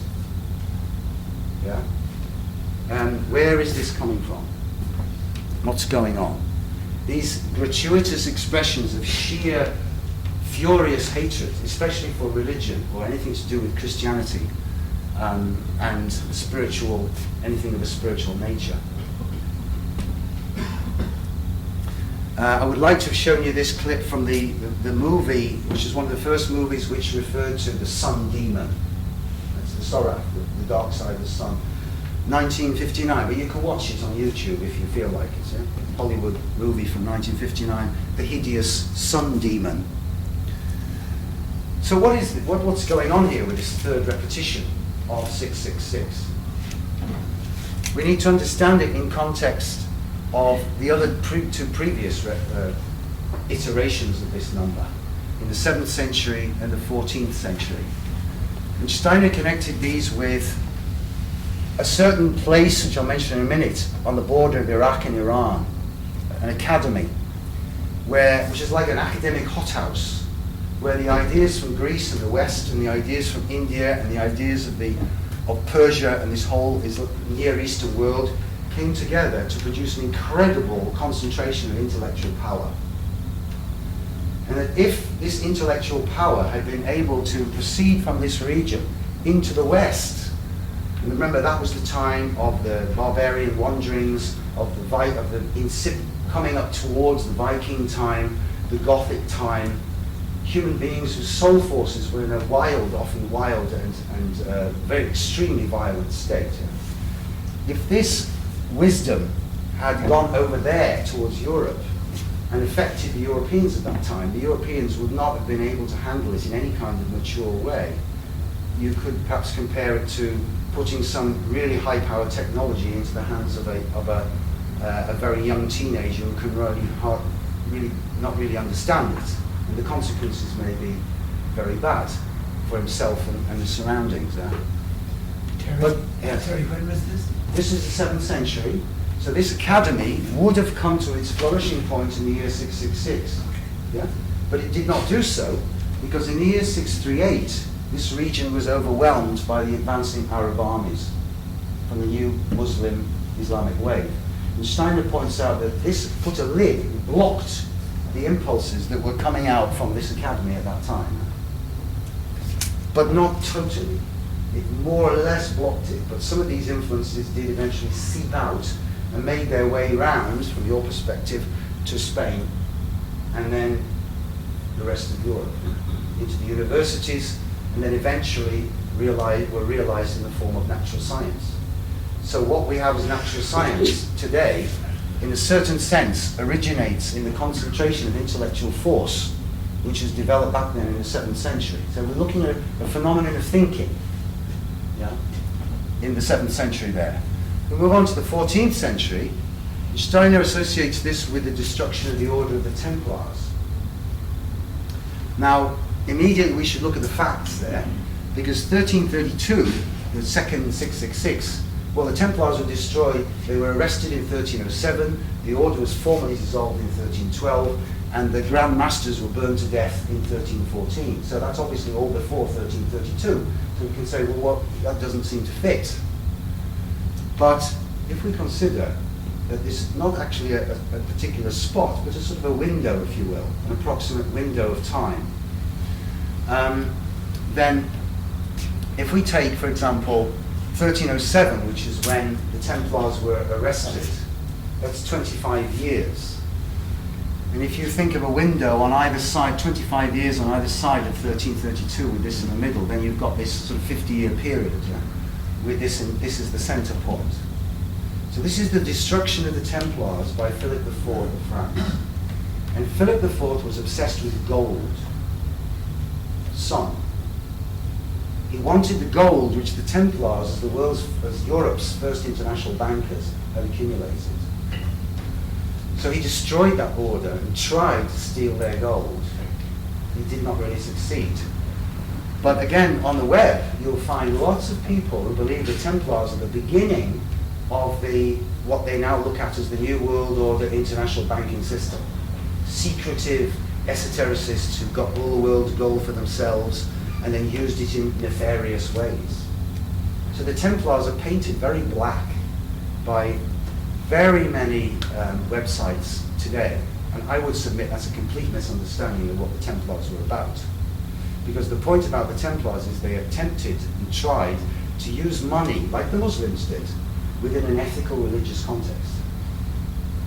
And when the Templars were destroyed, the form of banking which then emerged in Europe was taken over by families, Italian banking families. then later German banking families, and then later Dutch banking families, and then English banking families and Jewish banking families. And these banking families were concerned about their own family's profit. Above all, yes. They were not disinterested in the way that this money was used. They were concerned with their bloodline and their continuity, their survival as families. And so we see from the destruction of the Templars a fall in the notion of banking and finance in Europe, because it becomes separated from any ethical, truly ethical basis. Yeah? Pure self-interest and profit motive, usury, and the rest of it. And Islam still has a slight, a relationship with this ethical context of banking and finance. So this period here, the second iteration of 666, has to do with greed on the part of Philip IV, desire for gold, fear on the part of the Templars when they were tortured to death, and the visions which they had when they were tortured. Visions of their lower natures which rose up within them and which they then spoke out. Because the inquisitors were saying, you saw this, didn't you? You did this, didn't you? And when your feet are being roasted to the bone, which is what happened. We know this because of the documentation which the Inquisition kept so conscientiously, that a human being, unless they are a really advanced master and able to overcome these feelings, will say anything to avoid these things. So this was then used against them later on. And even today on these websites, you will see these people say, look, they're talking about the devil, they're talking about Baphomet, this demonic being. This means they worship this being. So the Templars are painted with a very black brush today, very one-sided picture. So that's a kind of fear and desire image, feelings and emotions in the second iteration. What about the third iteration in our time? Well, what was going on around 1998, 1999? You think of the anti-globalization movement, the Asian financial crash, the collapse of the Russian ruble, and then the growing up in the West of this anti-capitalist economic motive, breaking the chains of debt, end third world debt, find an ethical understanding of 30s, 1999, 1966, 1933, the countries which bestraddled the 1930s. There's a certain sense in which these countries each had an impulse of what I would call a perverted sun, or counter-sun impulse. Obviously, as I'm sure you know, the swastika is a Hindu symbol associated with the sun. So it's an ancient symbol of the light and of goodness and the meaning of existence, in fact. But the Nazis turned it, inverted into its opposite. The Japanese rising sun, the Japanese emperor is supposed to be a descendant of the sun goddess. And what did they do in the name of the sun goddess, the Japanese, in the 1930s and the 1940s? Perversion of the sun impulse. And Mussolini, of course, saw his Italy as a rebirth of the Roman Empire in the Mediterranean region. So there's a kind of perverse sun impulse, and we see this motif again, the image of the reverse sun, or the black sun, again appearing in our culture, and some very interesting studies of this phenomenon, the Reich of the Black Sun, the book Black Sun by Nicholas Goodrick Clark, but also appearing in pop culture, albums, t-shirts, rock bands, the black sun associated with the number 666. And as we've said before, Sorath. So on the one hand, this 666 black sun, inverted sun image is coming through in our time, but that's not the only thing why our time is so challenging. Because there's also this question of the incarnation of Ahriman, this being of contraction and materialism. What about this? There's a lot of confusion again in Christian fundamentalist circles, because for them, Lucifer, Satan, Beelzebub, the devil is all the same. So just as the church lost knowledge of the good hierarchy, so to speak, and for them, seraphim and angels and archangels and principalities and dominions, it's all a bit of it's not really clear what the relationships of these beings is from a conventional Christian point of view, really. but equally the so-called infernal hierarchies. What is the difference between Beelzebub and Mammon and Satan and the devil and so on? Who are these beings? What is their relationship to each other? Are they indeed the same? Steiner is saying definitely not. And this Ahriman or Satan being is really this being of materialism and contraction, trying to give us the idea that there is no spiritual world at all. So as I said to you, that his closest indication is that this being will appear in the West before only a part of the third millennium has elapsed. Now, how soon is that? Before only a part of the third millennium. Is that 500 years?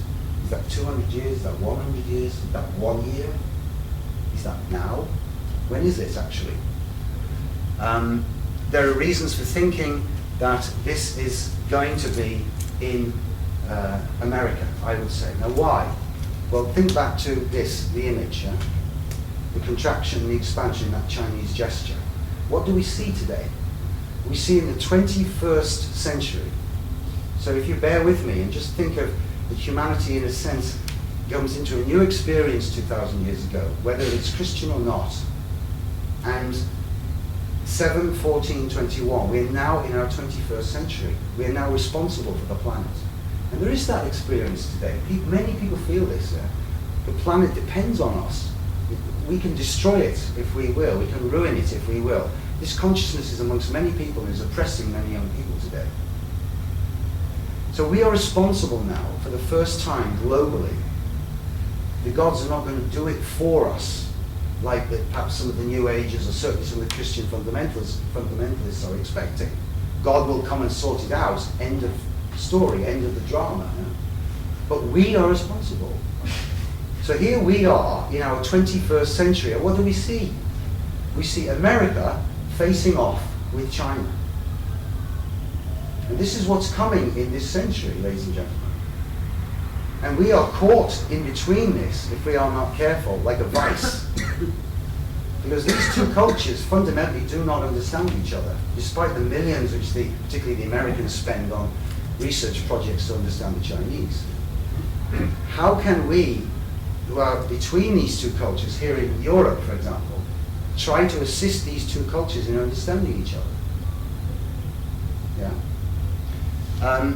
But because of this polarity in time and space between these two cultures, and the rest of humanity in a certain sense being between this force of the China as the great collective. If you think back to the Olympic Games, remember in Beijing?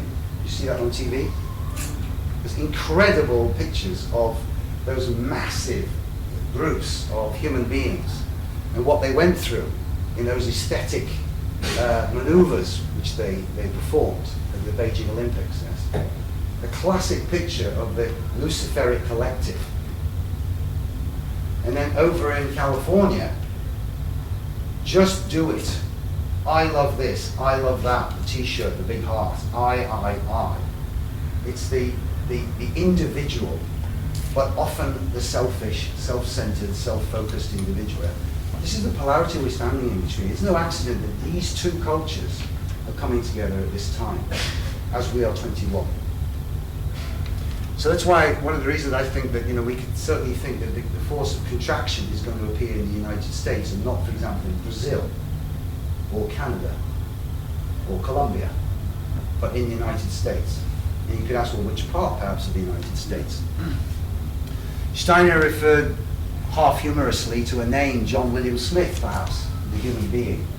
He didn't call him Jean-Marie Le Pen or something. It's not a French name or a Spanish name, it's an English name. France is also a Western country from a Germanic perspective. So he chose the name John William Smith. He's not saying he will be called that, but it's a kind of perhaps a hint. It's probably going to be somebody in the English-speaking world. Now, time. Again, this is all my own thoughts, really, so I just ask you to take it in that spirit, just something to think about. When might this happen? Well, do you remember back in August 1999, there was the Grand Cross in the fixed stars of the zodiac and total sun eclipse at that period. Some of you may have seen it. And if you go on from that astronomical event to the first week in May of the year 2000, the following year, then there was a lineup of all the traditional heavenly bodies, which traditionally related to the human soul. So not Uranus, not Neptune, not Pluto, but all the others. And they were all lined up opposite Antares in the heart of Scorpio on the other side of the zodiac. Now, Antares in the heart of Scorpio in astrological terms is a pretty intense, a very intense combination of forces. And so you had all of these 7 traditionals opposite this one, 9 months after the Grand Cross in the fixed stars. 9 months, it's almost exactly 270 days from the one event to the other event, which of course is the length of time of close to the exact length of time of a pregnancy. Could that have been the time when the human being that will serve as the vehicle for this being was born? And if that were the case, if that being were born in 2000, then that being would now be in 2010, 10 years old today, 11 years old. And assuming that that being was born in May 2000, then until May 2001, that being would be learning to stand and walk. Until the next year, 2002, learning to speak, going through the same stages as the human being does, we all did. And to 2003, learn to think. And then around 2012, perhaps, entering puberty. And if we think of what's happened in the last 10 years from this perspective, 2000, 2001, 9/11, 2003, Iraq-Iran war, George Bush, and everything that the regime of George Bush has brought about in the US, and everything that's happened in the world since that time.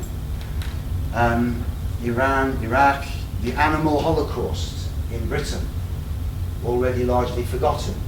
Millions upon millions of animals which were slaughtered because of the so-called, the pestilence which affected animals at that time. Horrendous scenes. The surveillance state, the global warming paranoia, the financial crisis. It's just like one thing after another with each passing year. Just like with the Sorath, again, just as a phenomenon, we see how the name Ahriman is also starting to appear within modern culture. In the name of novels, in the name of computer programs. This name is also appearing. Not from people connected with the work of Rudolf Steiner and anthroposophy, I hasten to add, but why is this happening? As a phenomenon, why is this happening? Here is Lord Ahriman himself, in inverted commas. He is the guitarist in the Swedish black metal band Dark Funeral. This is how he looks. And you see all these angular, contracted things which he's chosen to decorate himself in. Why? Why is this? Just as a phenomenon. Because this was not there 40, 50 years ago. But now, increasingly, this is developing. You can watch, YouTube videos of this music. If on YouTube, lots of this kind of stuff. You might say, no thanks, I don't want to do that. But again, it's actually, I think, necessary to look it in the eye and listen to it, and what spirit is that? And ask yourself, why is this happening? I once was telling Ray and Sean that I met a young American, he was about 22, in Japan in 2007, and he was a fan of this kind of music. And I said to him, well, I notice in this music that people don't sing in this music, they growl. This kind of thing, make these sort of sounds. They growl words. And he spoke for about half an hour on the differences of different kinds of growling. So there are different styles of growling in this one genre of music. And he was, quite enthusiastic about this growling, and what this kind of growling means and that kind of growling.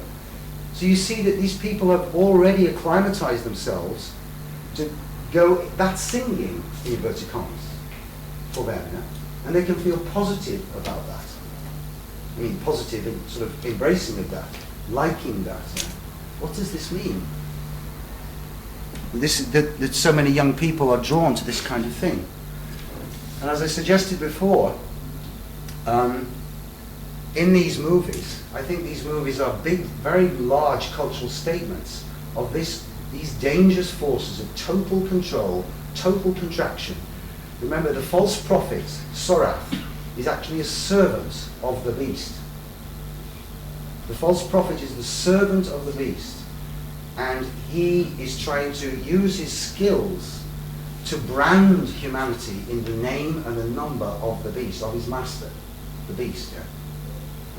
So this is why Steiner sometimes refers to Sorath as a powerful Ahrimanic entity. We could think of him as the most powerful Ahrimanic servant of Ahriman himself. Yeah?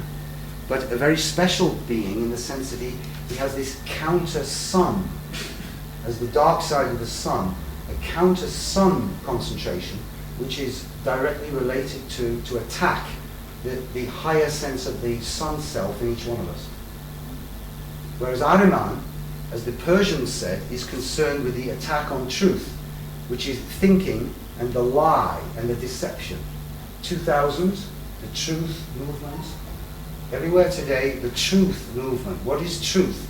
What is the lie? What is the deception? This is a really powerful motif these days, living in many souls. Yeah?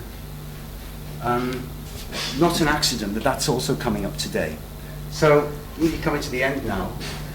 Again, back in 24, Steiner wrote, human hands, looking forward again to this coming incarnation of Ahriman, looking forward not in a positive way, but just as seeing it coming.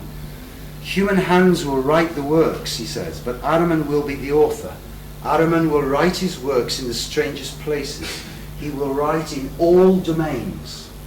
In philosophy, in poetry, in the sphere of drama, in the epic, in medicine, law, sociology, Ahriman will write in all these domains. This will be the situation into which mankind will be led when the end of the century is reached. In every sphere, watchfulness will be needed. So at that time, he identified that Nietzsche, in his last years as a writer, was possessed by this spirit. But here he's saying at the end of the century, in our time, this Ahrimanic spirit will be busy inspiring writings in all domains. And of course, we can think of the internet and all the writing that goes on in that, in very many spheres today. So these are some of these characters who have written in our time. And thinking particularly of this man, very interesting man. You know, you look into the biography of this man, we must remember these are human beings, yes? They're not black magicians, as I would see it. But if you look into the biography of Ray Kurzweil, you see this man is ardently looking for his father. You know, he lost his father as a youngster, and that deeply wounded him somewhere. And one has to look into the biographies of these individuals and see what is actually motivating them. But he's come to a point where he's looking for the end of biological humanity, looking forward to that positively, announcing it in his book, The Age of Spiritual Machines and the Singularity is Near. You know, it was 2005, 2006 that came out. The singularity, the concentration, when machine intelligence will be so much greater than our intelligence, when, as it were, all time will be concentrated to one point, so much knowledge will be so available that the human mind, simply as we know it now, simply won't be able to function. And we have to give up our minds in a certain sense to the machine intelligence which is coming. Celebrating this, the advance of this. The singularity is near. How near? That's the question. Jacques Fresco is the 90-year-old philosopher that Peter Joseph brings forward in his neo-Marxist solutions in the Zeitgeist movies. Jacques Fresco says we don't need politics, we don't need business, we don't need money, we don't need religion. All we need is design and engineering and technical solutions. Just look into the interviews which he gives on the web, listen to the man, think about his thoughts. The various designs, future by design. All we need is designers and engineers, like of course himself. Okay, so to summarize then, my sort of conclusion is ours the age of Aquarius or Antichrist. Ours is not the age of Aquarius, as I've tried to suggest to you at the beginning, to show you at the beginning. The age of Aquarius in the human plane is far in the future yet. But because we are coming to this crucial, critical time of 21, where if you remember when you were 21 yourself, or around that age, and you're separated from your family, you've made your own way in the world, and it's often a time of fear and doubt. Can I cope? Standing on your own feet. And some people can't cope. And it's a very dangerous period for some young people. Critical time.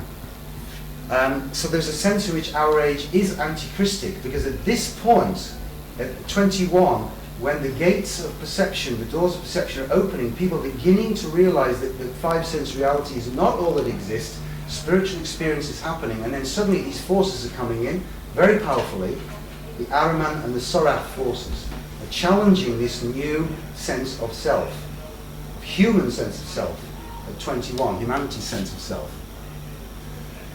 So there is an antichristic element to what's going on now, but it's not the end times or the spoken about in the book of Revelation, which the Christian fundamentalists believe is the case. End of the world in, what was it, May the 21st, I think, 2011. There was one answer from that wing. Not the situation described in the book of the Apocalypse of St. John, but it's a kind of prefiguring of that event. A kind of prefiguring on a very, very small scale. There's a kind of resonance of the forces which will be at work at that far end of the end of the physical human, of the physical and human, earthly and human existence. So, just to finish with this image, which is a kind of a challenging image, because you see, in this image, on the one hand, it's an image of spiritual victory, the victory of Archangel Michael over the two-horned beast, Sorath. But at the same time, we have to recognize that as a work of art, this which stands on the wall of the rebuilt Coventry Cathedral in Coventry, it does have a slight, it's made of metal. You can see that it's rather uber masculine image, really. There's something of the modern Ahrimanic quality to it, because our whole culture, in a certain sense, tends more in that direction. But in that sense, it expresses something of the modern spirit, but nevertheless, even in this hardened form, we can see that there is this message, as it were, given out in this modern time, that humanity, if it identifies itself with this center force, which can hold these two things at bay, that the Sorath being, the beast quality, can be overcome. But this is the challenge which is before us, and obviously we can't pretend that it's anything else but dire. And on that note, I will say thank you very much for your patience and.